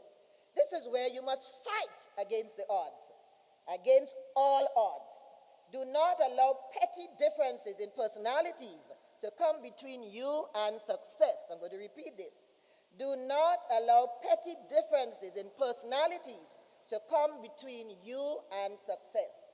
Allow me to list some of the challenges which you will, notice I said will, encounter when you do enter the workforce. Listen carefully. It's important. 1, in the job, on the job, you enter the job, there are things that you're going to find, and I want you to pay attention to them. Let me just read it here again for you. Allow me to list some of the challenges which you will, notice I said will, encounter when you do enter the workforce. 1 is fitting in. Fitting in, that's one of the things you're going to be a little unhappy about. You have to do your best to fit in. Fitting in. Being heard. Being heard. Generally, some people just like to talk. Just like to talk. Just like to talk. And everything is a complaint. And everything is a complaint. I would say to school children all of the time, it's not every time that you make a complaint, you know. You can solve problems by yourself. Because we used to teach them that. You can solve some of these problems rather than go to a teacher so often, very often, and nagging at them and so on, and it doesn't amount to anything much. So being heard, people always want to be in it room, always want to be noticed by the employer, always want to, it's not a good thing. And I am listening out to you because I want you, if they are part of your personality, we want you to drop it, please. Making mistakes, all of these, you have to look at these. Making mistakes. There are some people make mistakes and they cannot own up to it. If I make a mistake or you make a mistake and you are aware that the mistake is made, what's the big deal in apologizing? That's all you have to do. Apologize and get on the way and keep moving. All right? So that's part of it, making mistakes. Time management. Lord have mercy. Time management. I'm not against any worker, but I'm a free person, and I like to speak freely. Sometimes, when I would take my eyes and see how some of these civil servants abuse the system and just take placards all over the place and jump in as crazy people, I was in it and I saw it. Let me tell you something. When he died at Boca School, my very good friend, Mr. Antoine, that taught there, during that time, he's a kind of straightforward man, you know, he's tough. And many times I used to say to him, I remember when they nominated for president, I said, no, I have too many other things doing. I don't want to be president at this point, not at this point. And I said to him, well, go for it. You like it, go for it. And he said, well, I'm glad you refused. So he took over, yes, but listen to this. He took over, and he said, I take it because I know you're going to help me. So we were very close, very, very close. And I liked him. There were things I like about him. But he was a little tough and, you know, arrogant. And sometimes I used to say to him, man, calm yourself, man, calm yourself. Somebody going to kill you, calm yourself. Yes. He's my friend. I used to tell him that all the time, calm yourself. Somebody's going to kill you. And he said, oh, see, that can't happen, that can't happen. I said, just calm yourself. So listen carefully what I'm saying. And that man went on. And you know what happened? One night, about a month after that, I was dreaming. I had a dream. And in the dream, I dreamt that we went to conference. You know what conference is. And while we were there, we were waiting on those in charge. And I was there. Other people had to come in, but the rank and file was there already. And while we were there, it's a little walkway. And then up the walkway is a step. And while we were here, I heard this pole coming down the steps, you know, the shoe heel and so on, coming down the steps and so on. And I said, why these people wouldn't hurry up and come? You're hearing the steps, but they're not getting there. And I said, why these people wouldn't hurry up and come? Some of us are losing time. We have other things to go and do. And so while I was there, other people came out to me. Anton, what are you looking at? I said, well, we're hearing songs and so on, but we're not seeing anybody. And so we walked a little closer to the walkway.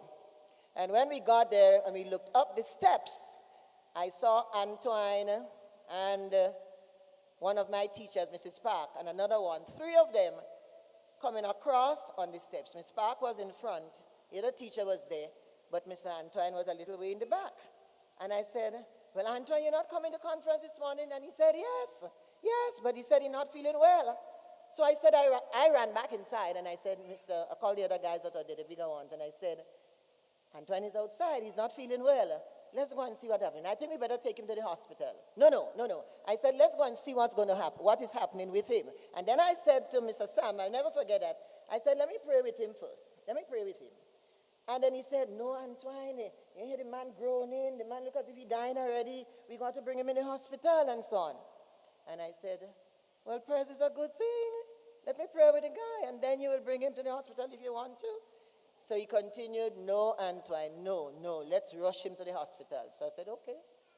So I just back off, and I allowed them to pick him up. And two held him by his hands, another two held him by his legs. I cannot interpret dreams. But when I saw that, I didn't get a good feeling inside in the dream. I didn't get a good feeling inside at all. So when they were coming along with him, I said, Antoine, let me pray with you.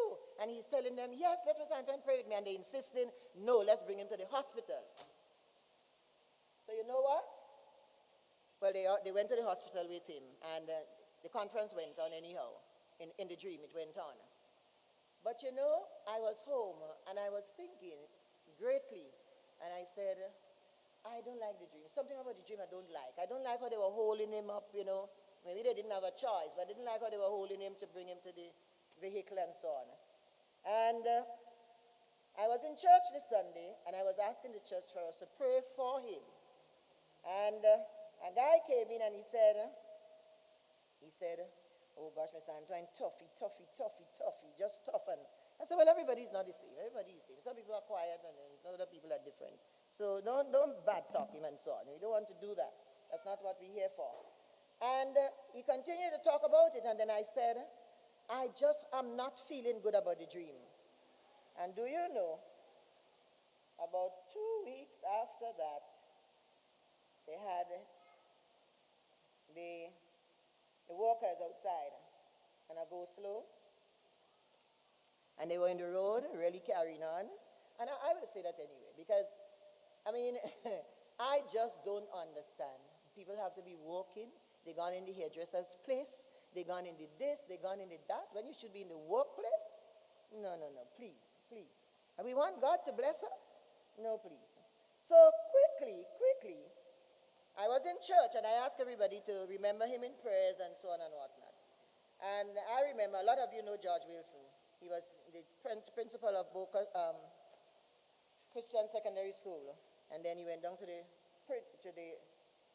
Ministry of Education for a little while. And I said, I have to see him.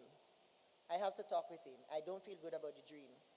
So I called his home, and his wife answered, and I said, can I speak to him, please? And she said, oh, you know, said he was thinking about you, and he wanted to call you.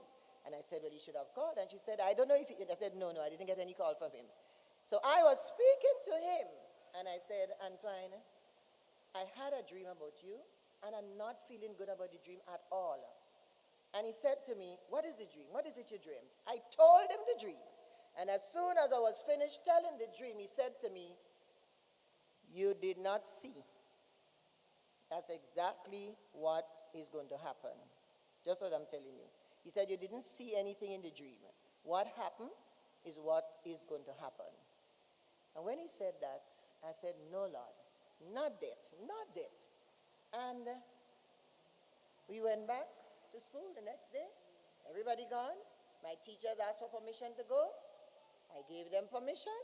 I stayed in the school with 3 teachers. They didn't want to go. And while we were sitting there, I just heard, I was marking some books, and I heard this noise at the back, people coming in. So I didn't turn back. In my mind, I said, maybe police officers, they must be coming to see what's going on inside.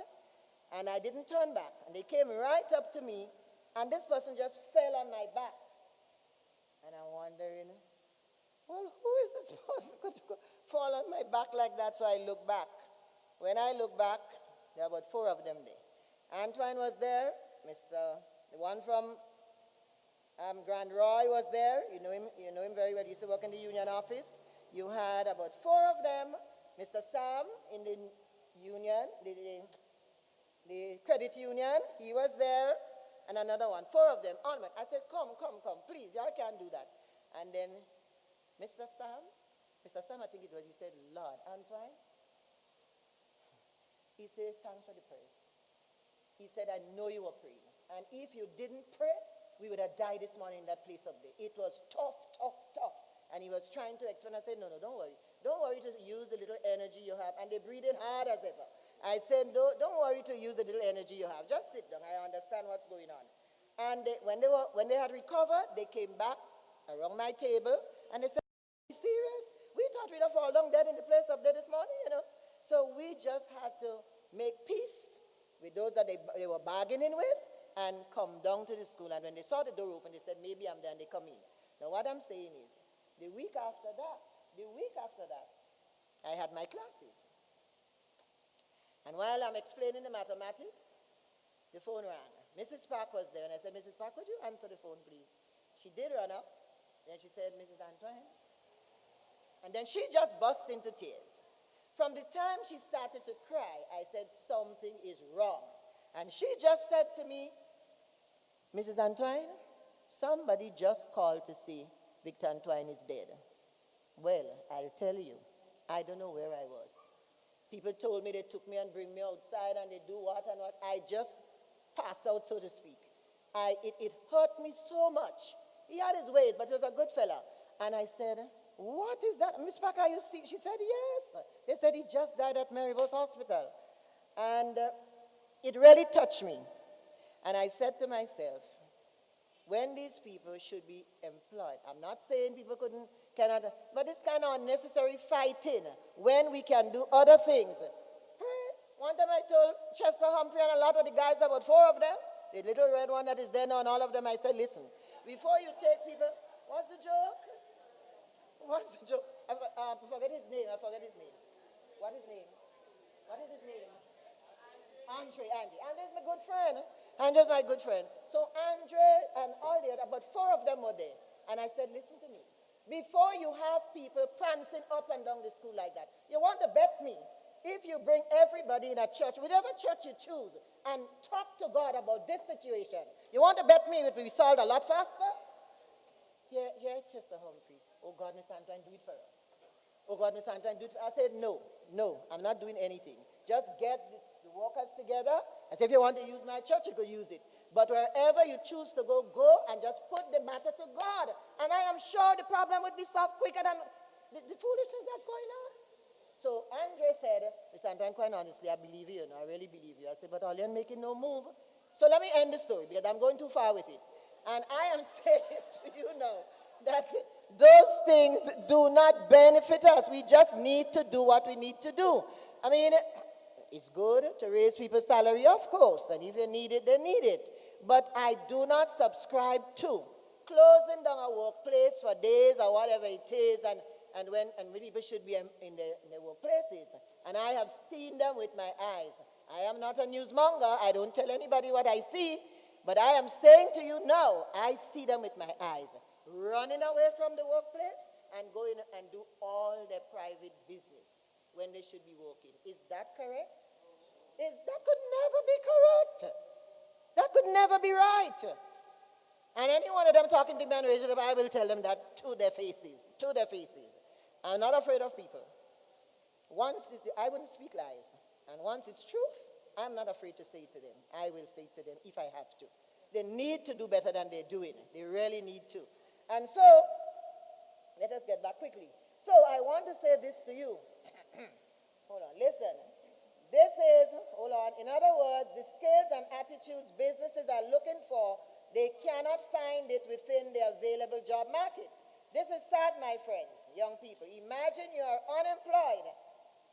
You're unemployed. Opportunities sit at your door, yet you are not able to grasp any of them. Let me praise you, however, I read this already, on the first step which you have made today to become qualified in this field of study. It means you now possess the requisite skill and hopefully attitude to penetrate the job market in your area of expertise.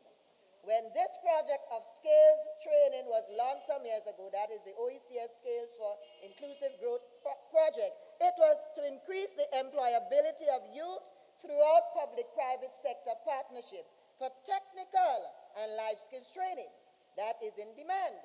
Demand-driven means you are being trained in what the labor market is requesting. We know that there is a shortage of skilled labor for many jobs available locally and regionally. So today, I am happy to know that you are one step closer to readiness, if not ready. Success that you can boast of. Your skills and knowledge is now yours. No one can take that away from you. With the help of God, good health, and long life, the sky is the limit. The sky is the limit. Do not allow anybody to discourage you.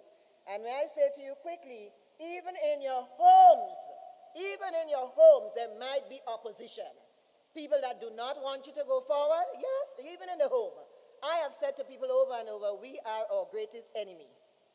We ourselves are our greatest enemy, not other people. And so, we want to encourage you to do the best you can. If you look around, you can see the opportunities are there. I want to encourage you to go for them. Grasp them with both hands and do not let go. This is where you must fight against the odds, against all odds. Do not allow petty differences in personalities to come between you and success. Certainly not.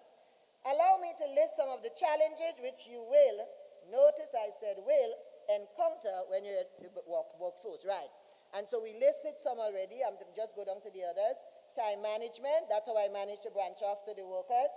Time management. Time is important. People do all kinds of things, and Would you believe I go to the Ministry of Education one day, and during the day, it was morning time.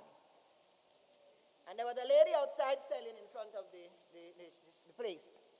And believe you me, that lady selling, she was there and lifting up things in the air, underwear. All kinds of underwear, female underwear, male underwear, in front of the door of the Ministry of Education.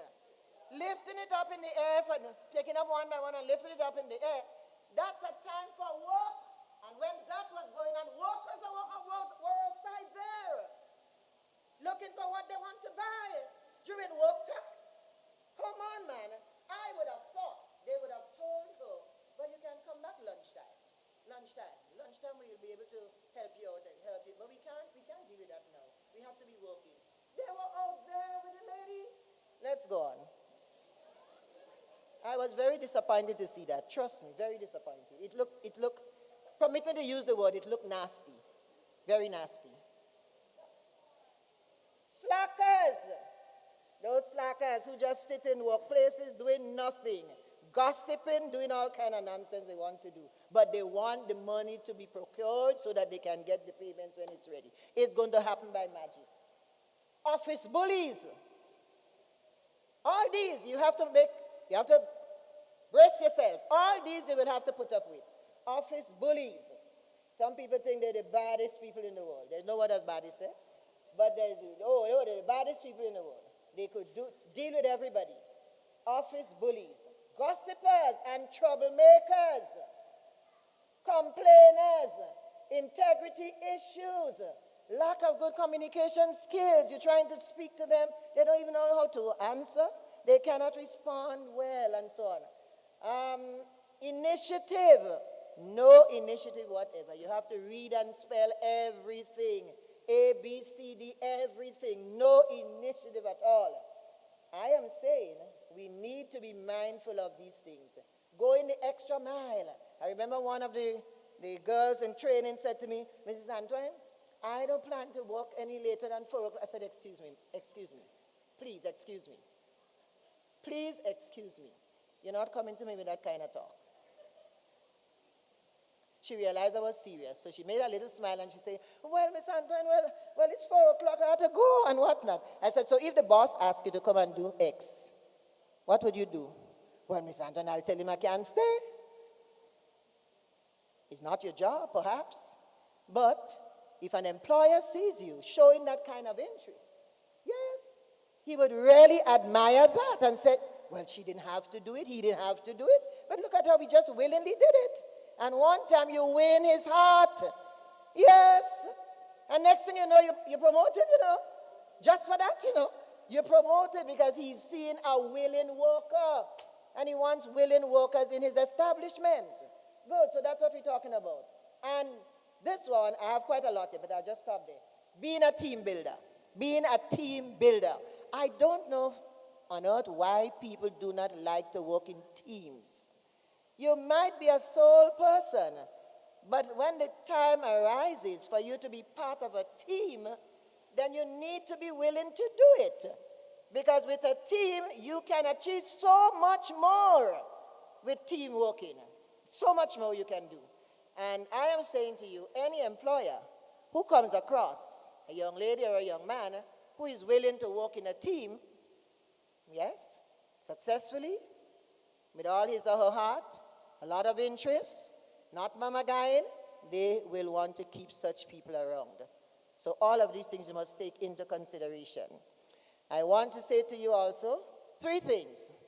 I have told children that I teach repeatedly, even if you're not a brilliant child and you have discipline, this is what I'm saying, young people, you have discipline, you're a disciplined person, you have values that you work with.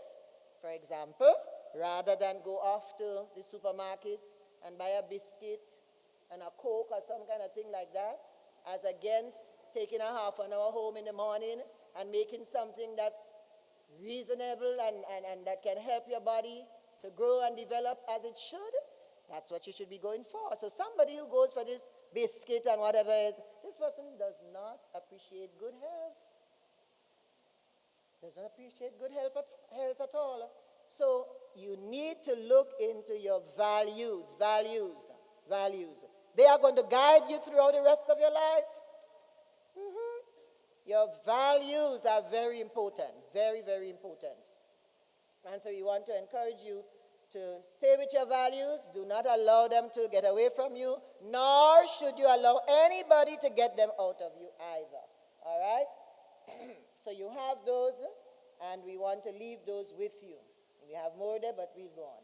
My list above is not exhaustive. These are just some of the challenges which you will encounter when you enter the workforce. There are many other challenges which you will encounter in life generally. Noisy neighbors, haters, people who will just not want to see you strive. Will you allow them to put you down? The simple answer is no. You must in all instances find a way to overcome these challenges and odds. May I see peacefully. You don't make a row with anybody, but peacefully you try to overcome these challenges. The odds will always be there. They're not going to leave us at all. I think somebody made mention of it today. And I am saying they will always be there. And I am saying how we deal with it is what comes out of it. So if we deal with it sensibly and in a mature way, we can gain quite a lot of benefits from it. Today, I feel thrilled to know that you are the future of Grenada, the future of the world. I desire for you the type of success I desire for my own family. Some of you may be aware, and that's true. The Communal Credit Union asked me to come and speak to parents and the students who had passed the exams and so on. And when I got there, the lady that was chairing, she said to me, she said it openly, she said, Mrs. Antoine, I will never forget this as long as I live. She said, I was in a session and you were speaking. And you know what? Somebody asked you something about counseling, and you was giving the example that this man and woman came for counseling. And the man constantly was saying to me, well, Pastor Antoine, she is not cooperating. The woman, she's there, the woman is there. She's not cooperating. She this, she that, and naming out all kinds of things. So I said to him, you are at fault. You know why you're at fault? Cooperation comes from operation. So if you're not operating, there cannot be any cooperation. So it means you are not operating. He just bent his head and he started to cry. I said, that's facts. Who wife will see a man busy working, doing this, doing that, doing the next, and sit around with one leg on top of the next and not help? No. She would hastily run to his aid in whatever he was doing. So I said, no, I'm not saying she's right to do what she's doing, but I'm saying to you, you are the wrong one. Start to perform. Start to operate. And when you start to operate, then she will cooperate. You understand what I say? No. Can be otherwise? It cannot be otherwise. No, I'm sincere. It cannot be otherwise. And after he cried, and then he turned around and he said, you know, Pastor Antoine, I never looked at it that way. He said, I never looked at it that way. I said, well, how did you look at it? And then so the young lady was saying, she told all the people in the ministry about it because it touched her. She thought it was a sensible point that was made, and it just stuck with her. So what I'm saying to you today, do not allow your peers, yes, you might be tied up to Facebook and all the social media nowadays, and they'll say to you, you know, you are there and they're going to church and, well, there's no benefit in that. Why don't you come with us and whatnot and so on? And do not allow anybody to influence you negatively. Keep your head on. Let them know that you have a life to live and your goal is to succeed, and not just succeed but exceed. So you do not want to hear anything from them. Don't be afraid to tell them. Don't rough them. But don't be afraid to say to them, my future is mine, not yours. You cannot control my future. I need to control my future. You tell them as it is. I am telling you, if you say to them like this in a nice, gentle way, they would understand and they would begin to think what she is saying, what he is saying is correct. So let me make a little bit of introspection about myself. See where I'm at, and then try to make amends. Never let people to twist your mind. Please don't. All right, quickly. You say, Miss Antoine, crazy? Well, really, lady, go into that? No, not crazy. I'm not crazy. I'm not crazy. Listen, I'll finish shortly. As I said, I wouldn't give you all that I have here. It's too much. Today, no, I'm serious. Well, I wouldn't do that. It's the advantage. It might be advantage. So today, I feel thrilled to know that you are the future of Grenada, the future of the world. I desire for you the type of success I desire for my own family. Some of you may be aware, but the story of my family is a long and fascinating one. I will not go into details here or now. All I can tell you is that after God, I place education as the highest priority, followed by service to humanity. All the time. I've taught my children that. And so, because of that, right, my children, I don't have to tell you that, but it's just to motivate you. And so because of that, 15 of my children are university graduates. Education with God, or God with education, is everything. And don't make any mistakes about that. No mistakes about that. All right, let me prove something to you. One of the triplet, the first of the triplet, she told me she was going to town one day and she went. I'm not going to call names because I don't like to do that. But the other thing is okay. These are my friends and whatnot. And so when she came, I said, Mommy, I'm back. And I said, from town? And then she said, yes. I said, I thought you had come already and upstairs. She said, no, I just came. And then she said to me, I didn't succeed, you know. So I said, what are you talking about? She said, I went to town, and she said what she went to do. And then she said, well, I thought of going by the ministry and find out about scholarships. So on. I said, well, who sent you there? Who sent you there? She said, well, Mommy, I'm big enough to go and find that out. I said, I'm not saying you're not big enough, but nobody sent you there. So then she said, anyhow, I want to tell you what happened. I went and I met this lady. And the lady said to her, well, you know, just how I'm saying it. Well, you know, so much people come here and ask about that and whatnot that you wouldn't get through. So when she told me that, I said to her, do not go back. She said, Mommy, you didn't ask me. I said, I don't want to know who it is. Just don't go back. And you know what I said to her? Trinidad was where she wanted to go. And I said to her, get yourself ready. You're going to go down to Trinidad, and I am guaranteeing you, Trinidad will give you a scholarship. When I tell you about God, I know who I'm talking about. I said, you go on. She looked at me and she said, Mommy, you don't really amuse us sometimes, you know. I said, there's nothing amusing about that. Nothing amusing about that. I told you they would give her, I'm telling you they're going to give you a scholarship. When she got down there, in 1 week's time, all I said was, Lord, open a way for her. That's all I told the Lord, open a way for her. And she went down there in 1 week's time. We got this letter from administration asking us to send particulars about our work. So, of course, we sent 2 letters, one for Miss Antoine and one for me, and we are retired, and we are getting pension in the sum of so. Short letter, because there's nothing much to say, that's all. The following week, I have never seen things like that. Following week, she got through. I won't tell you more because we have a lot more. Just this example I'm going to tell you. And she just said, Mommy, I cannot believe my ears. She said the administrative officer called me and she said they got a word from the government and they are going to give me a scholarship. I said, to God be the glory. To God be the glory. But that's not all yet. She stayed there.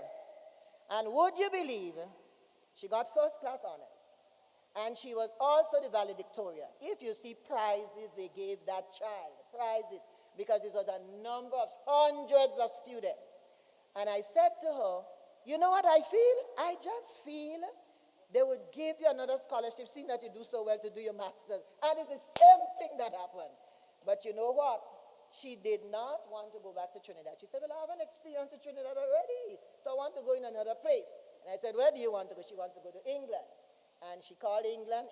England accepted her, but it would be next year. So she said, no, that's too long. She did the work online. And I am saying to you, she is doing excellently.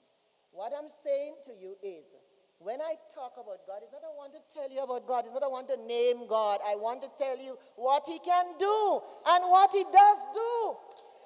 A lot of time we don't give him the chance to do what he wants to do for us. Yes, Bishop Fletcher, there is nobody like God. Man, what is that? No, this is no joke. It is serious matters. Serious matters. I drove home.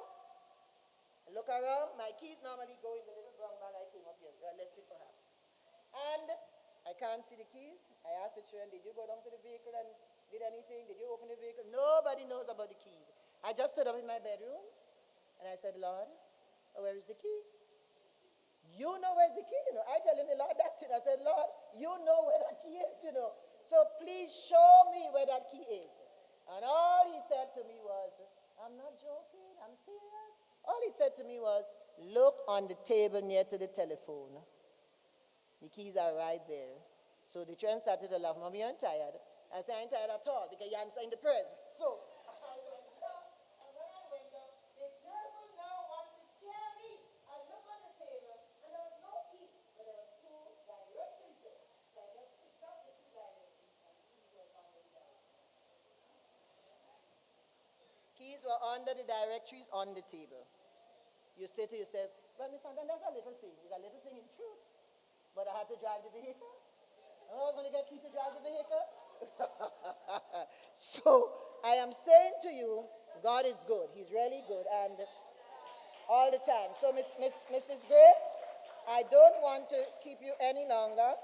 I will just stop. But I'm going to just read this little piece in this end of this one here for you. No, I'm not going to do anything else. Just this paragraph to finish up. So listen, in closing, let me thank, hold on.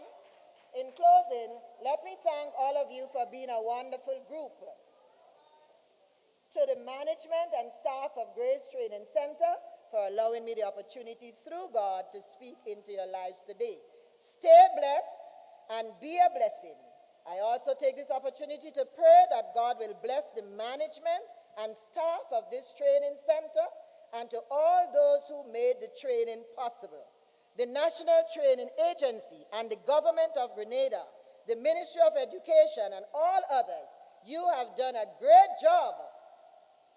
Keep the upward mobility. Please, I implore you, strive to do your very best. And whenever the odds come up, be assured that God will help you to excel and exceed in such a way that the odds would look as they were never there. Keep the faith, trust in God, and he will help all of you. God bless you. To the presentation of certificates. And our first graduate to receive her certificate is Narissa Andal. Narissa Andal.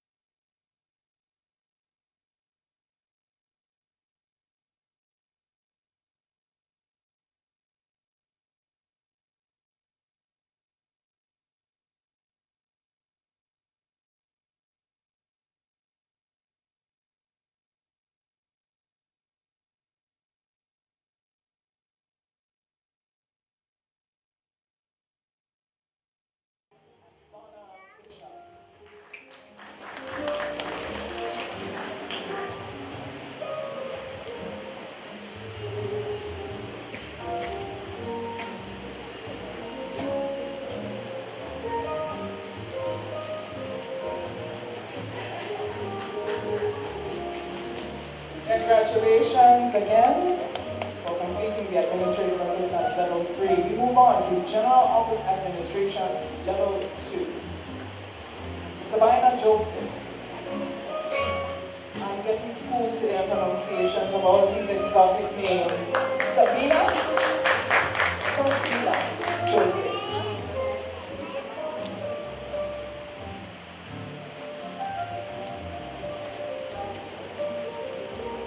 Is it Nida or Nida? Nida Stevenson.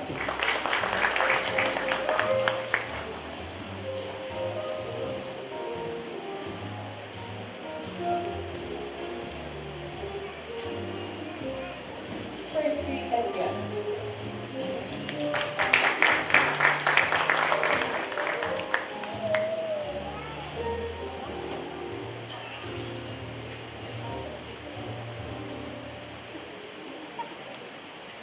Priscilla Nelson.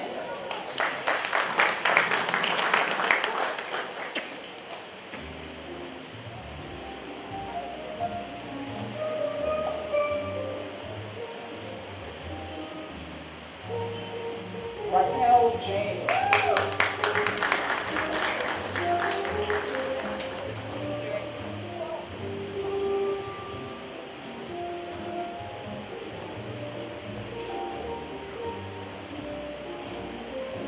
Kenya James.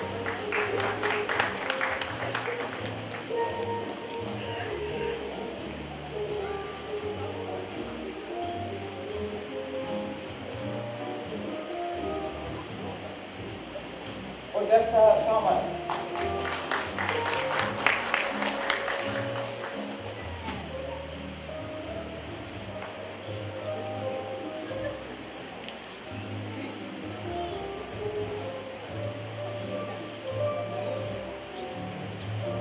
Maria Kamika Francis. Or is it Kamika? Yes, you know what I mean? Maria Kamika Francis.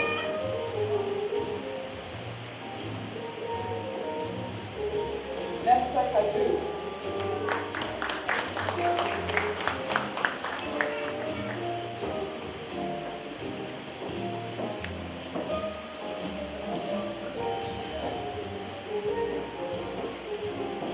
Thelma Thompson.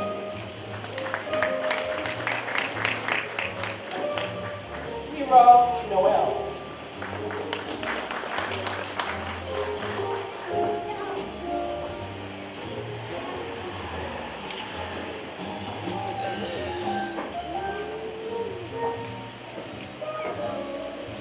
Akeisha St. Paul.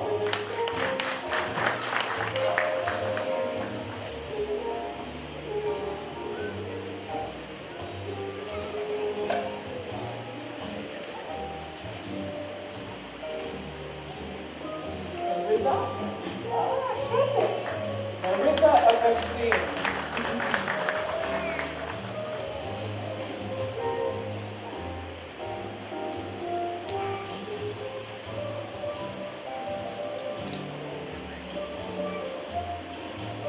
Liana Felix.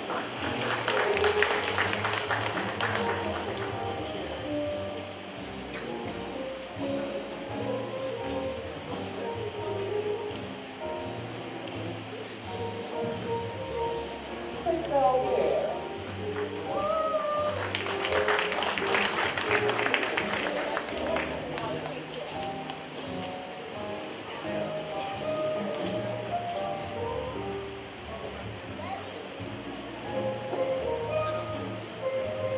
Latoya Baldwin.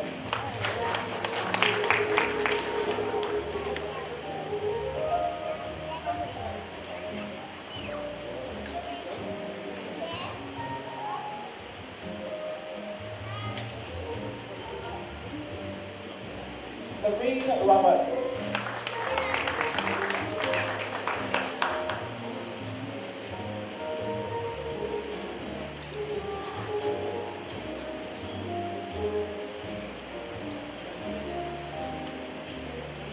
Marissa Andal.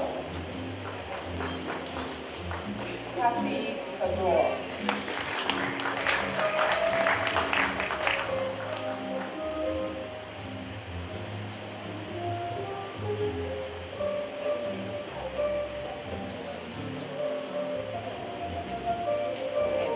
Janelle Harris.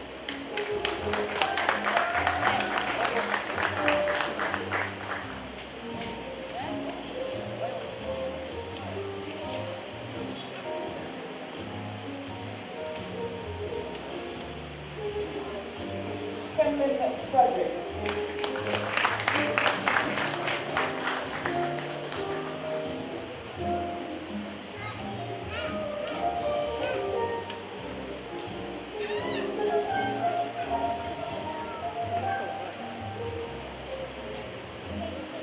Mary Aria Francis.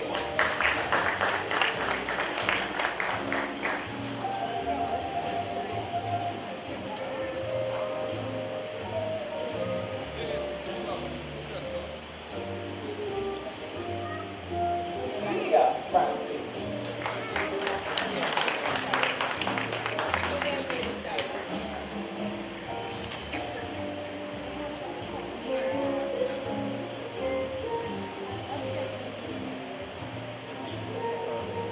Diane Charles.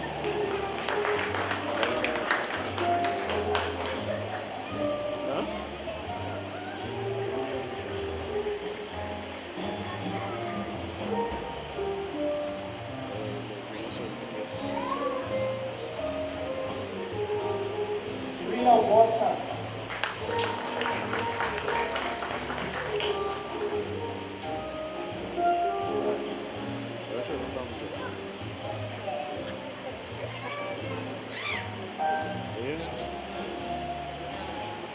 Sonia Nancy Williams.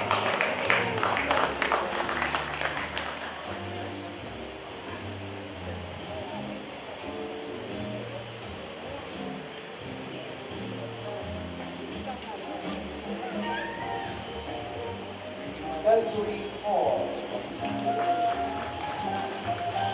Jana James.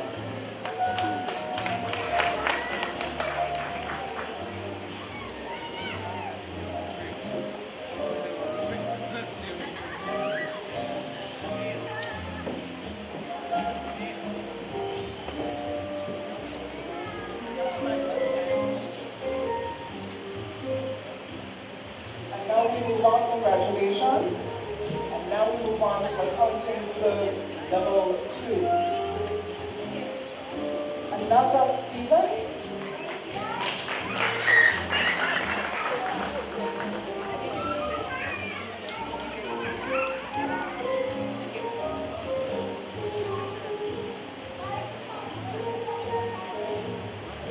Sabrina Peters.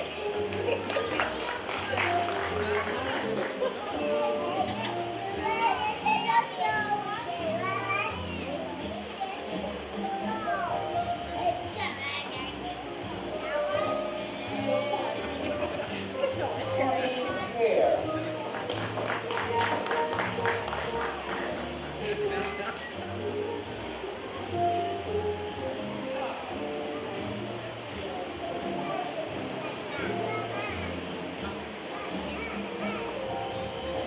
Janelle Gabriel.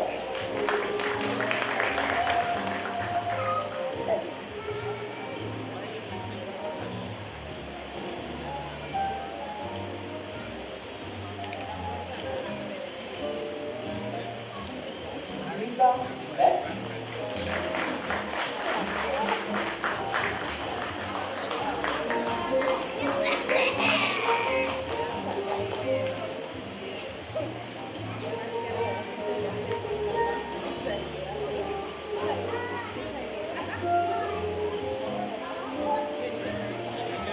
Shola Pradhan.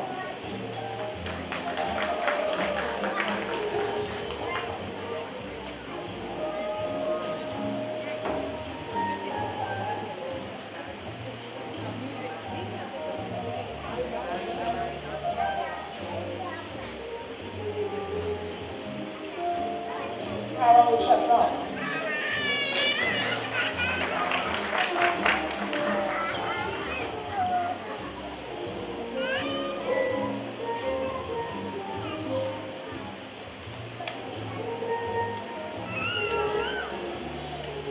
Peter Pascal.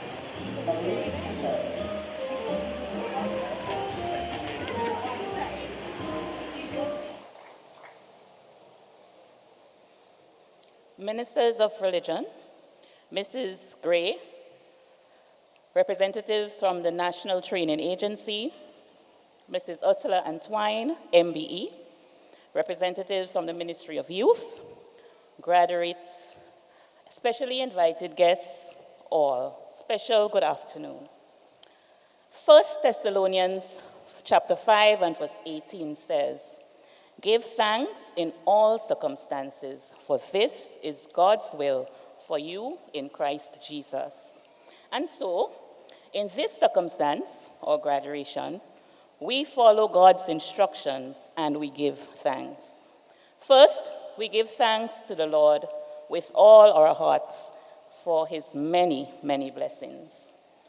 We are happy to express heartfelt appreciation to our chairperson, Mrs. Lexan Fletcher, for so gracefully guiding us through the program. We know the value of seeking God's presence in all that we do. Therefore, we say sincere thanks to Pastor Ann Primus for the invocation, and to you, Pastor Mackenzie, in advance, we say thank you for the closing prayer. We acknowledge you, Aria, for leading us in the national anthem, and Sabrina for reciting the lovely poem. Thank you, ladies. Ms. Beverly Gray, we thank you for more than just your remarks this afternoon. Your continued efforts in providing opportunities for many to develop their lives through skills development is highly commendable. We take this opportunity to salute you for your hard work. Please join me in giving her a lusty round of applause. Thank you to Ms. Granger for delivering the remarks on behalf of the assessors, and to you, Ms. Charles, for delivering remarks on behalf of the National Training Agency. To the employers in their absence, we thank Lady Trotman Joseph and Mr. Theodore for sharing their words of wisdom, and we particularly take away the fact that we need to balance ourselves and we need to value our elders. No graduation is complete without a feature address. We could not have asked for more wisdom than what you shared, Mrs. Antwine.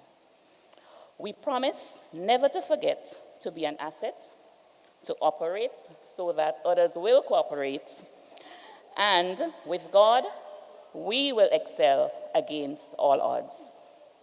Heartfelt thanks to you. We are grateful to Mrs. Petlin Andrew Pascal for sharing such a touching personal success story. We wish you success, and we know you would succeed with your positive attitude. For delivering general remarks on behalf of the different classes, special thanks to Ms. Tracy Etienne, Ms. Janelle Gabriel, and Ms. Roxanne Jeremiah. Thank you. Heartfelt thank you to all of you. Like the feature address, we cannot have a graduation without you, the graduates, who richly deserves recognition for excelling against the odds. Success always comes after overcoming challenges that we face today, and today, because you, the 52 of you, stuck to the task, you can enjoy the success. So we congratulate you.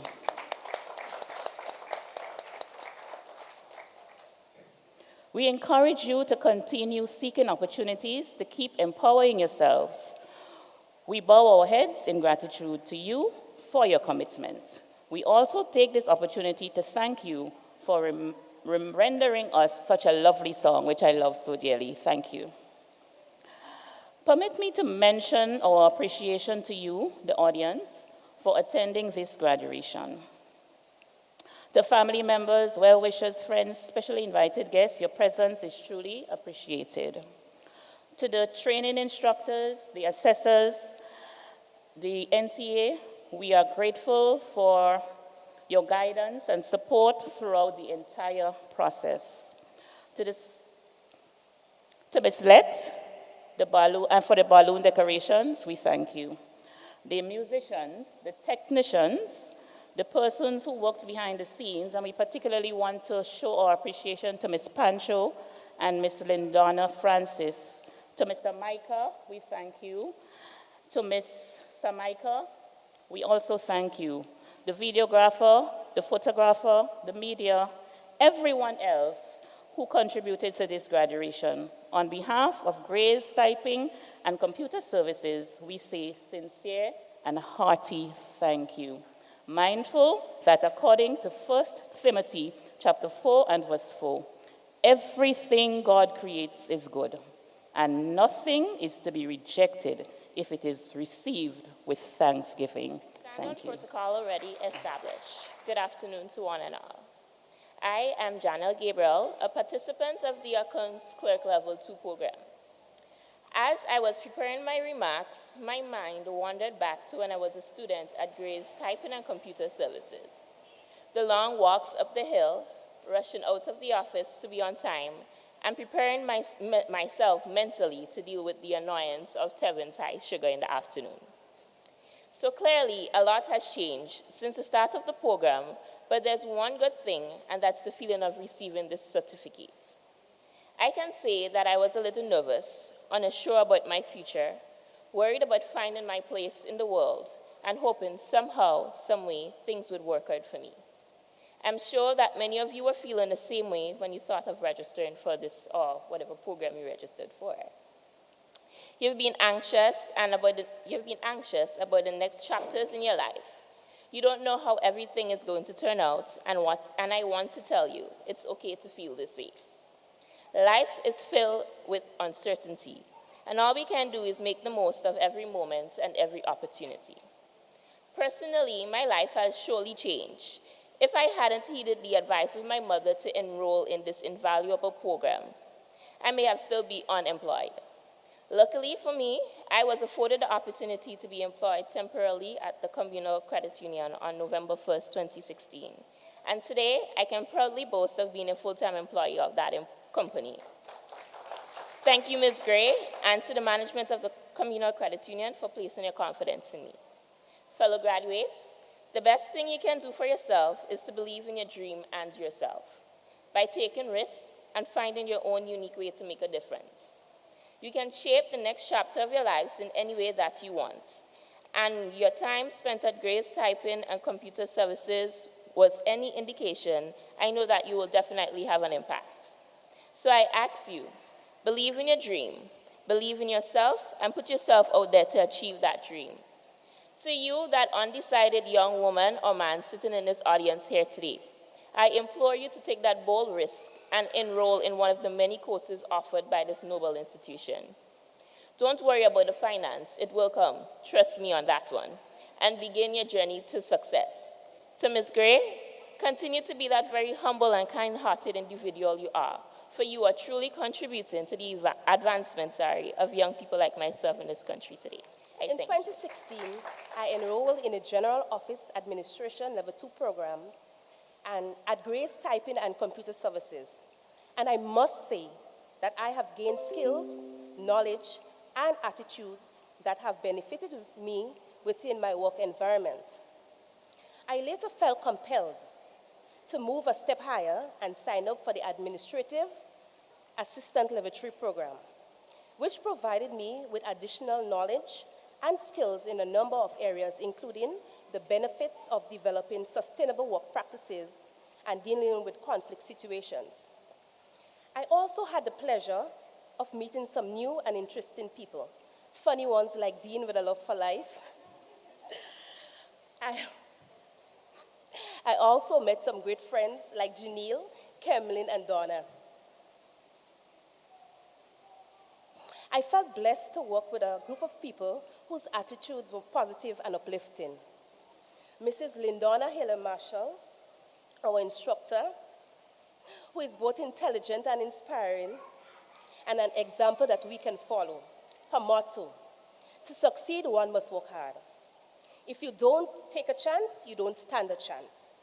Since nothing is impossible, the word itself says, I'm possible.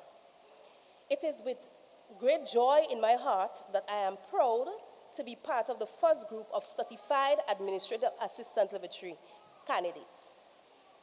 I will persist until I succeed. I was not delivered into this world in defeat, nor does failure course through my veins. I am not a sheep waiting to be prodded by my shepherd. I am lion. I refuse to walk, to talk, to sleep with the sheep. The slaughterhouse of failure is not my destiny. I will persist until I succeed. End of quote by O.G. Mandino. To the graduates, I believe that faith without works is dead. You can want to get somewhere, but you have to walk to where you want to go. According to David Coote, and I quote, life will happen to you whether you try to guide it or not. So you might as well try to influence the outcome. We have worked hard, but had fun while equipping ourselves with the skills that will honor the jobs the workforce demands. The journey was long, but interesting. And yes, we have achieved our goals. As we leave this training center, we know that the road to where we want to go will not always be smooth. There will be unexpected roadblocks, which we will have to overcome. Let's never forget that in getting to our goals and dealing with our obstacles, we must be professional, since at the end of it, a good character is better than fame. We must also continue to support each other and lend a helping hand when necessary, since we are working together to improve the quality of our output. Hence, sharing ideas and solutions should not be a thing of the past, but ongoing. Learning does not stop because the program has ended. We have to continue growing, but most importantly, in all our ways, acknowledge Almighty God, and He shall direct our path. I wish you all the best in wherever the journey takes you. To the Grenada National Training Agency, thank you for the opportunity to increase my knowledge and skills and for your support. On behalf of the Administrative Assistant Level 3 graduating class, I say thanks to Grace Typing and Computer Services. Your motto, setting standards, definitely speaks for itself here today. To Ms. Kalisha Granger, we say thank you for your support in working to complete our assessments. And to our family and friends who are here to support us today, we say thank you. We could not have achieved this milestone without your guidance and support. Thank you. I now call on Mrs. Lindona Haley Marshall. A teacher isn't someone who teaches something, but someone who inspires the student to give of his or her best to discover what he or she already knows. Mrs. Lindona Haley Marshall, on behalf of the Administrative Assistant Graduating Class, I present this award to you as a symbol of our gratitude for your knowledge and guidance that you have given to us while completing our course. I thank you.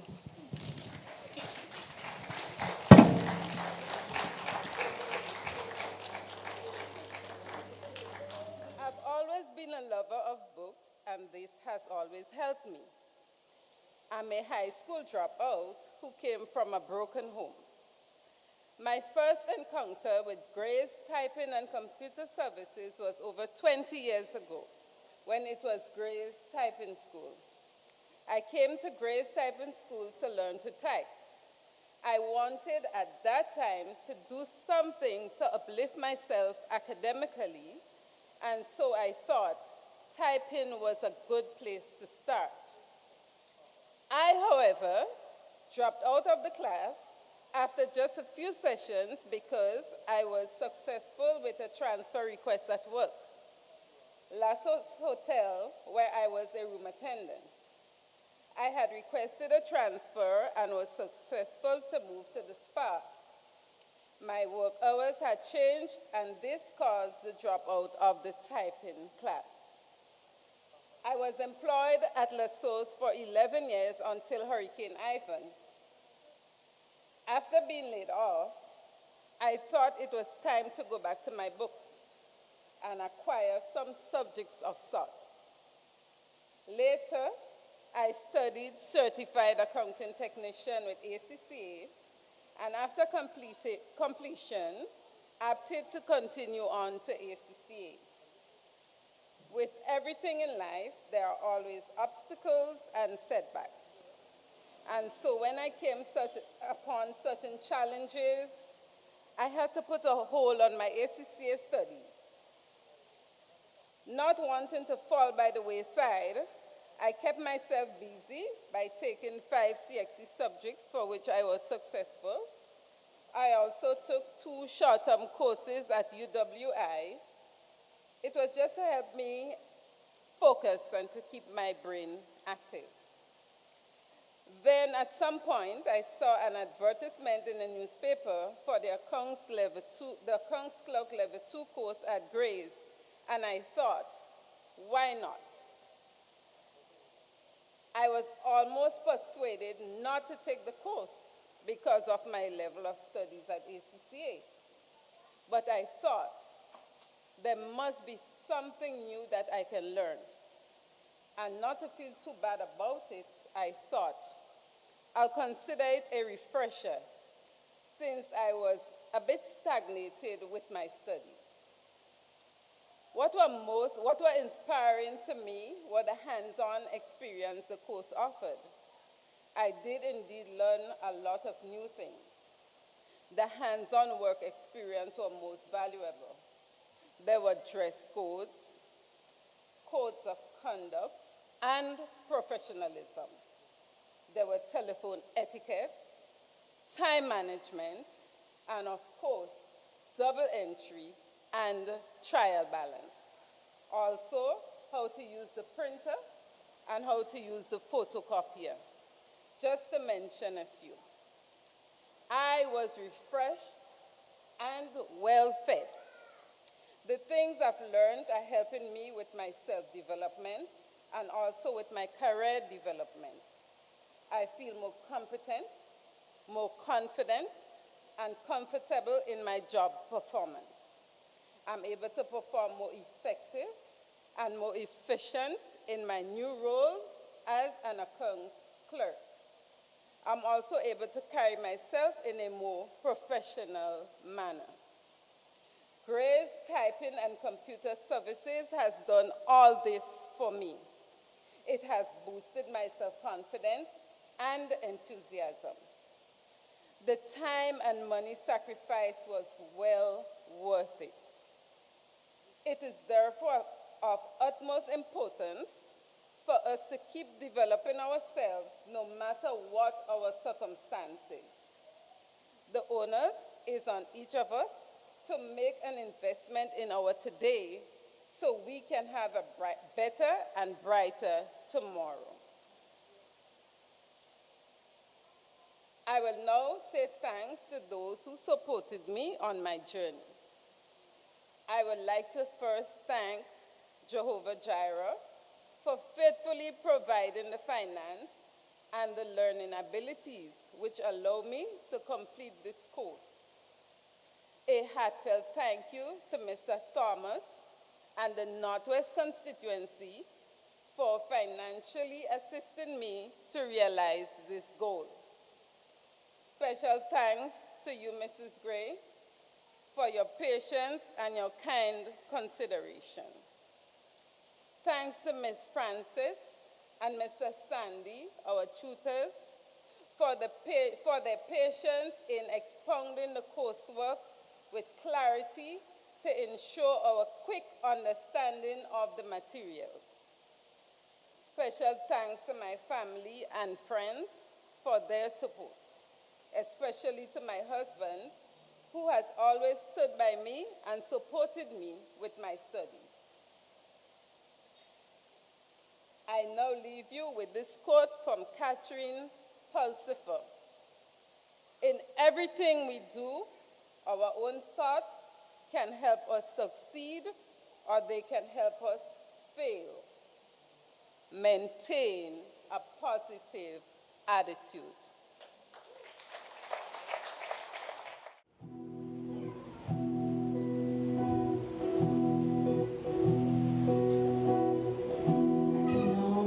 See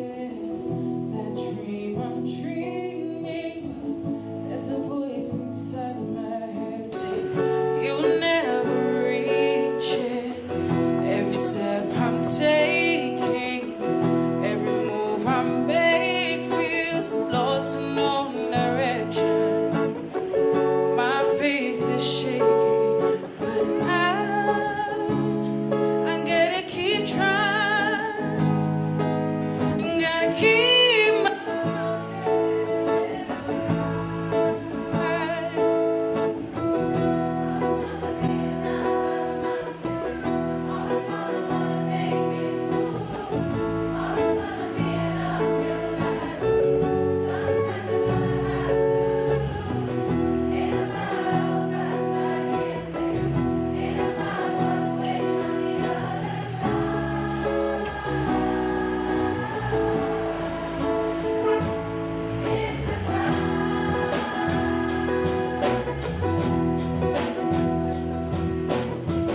the struggles I'm facing, the chances I'm taking, sometimes might knock me down, but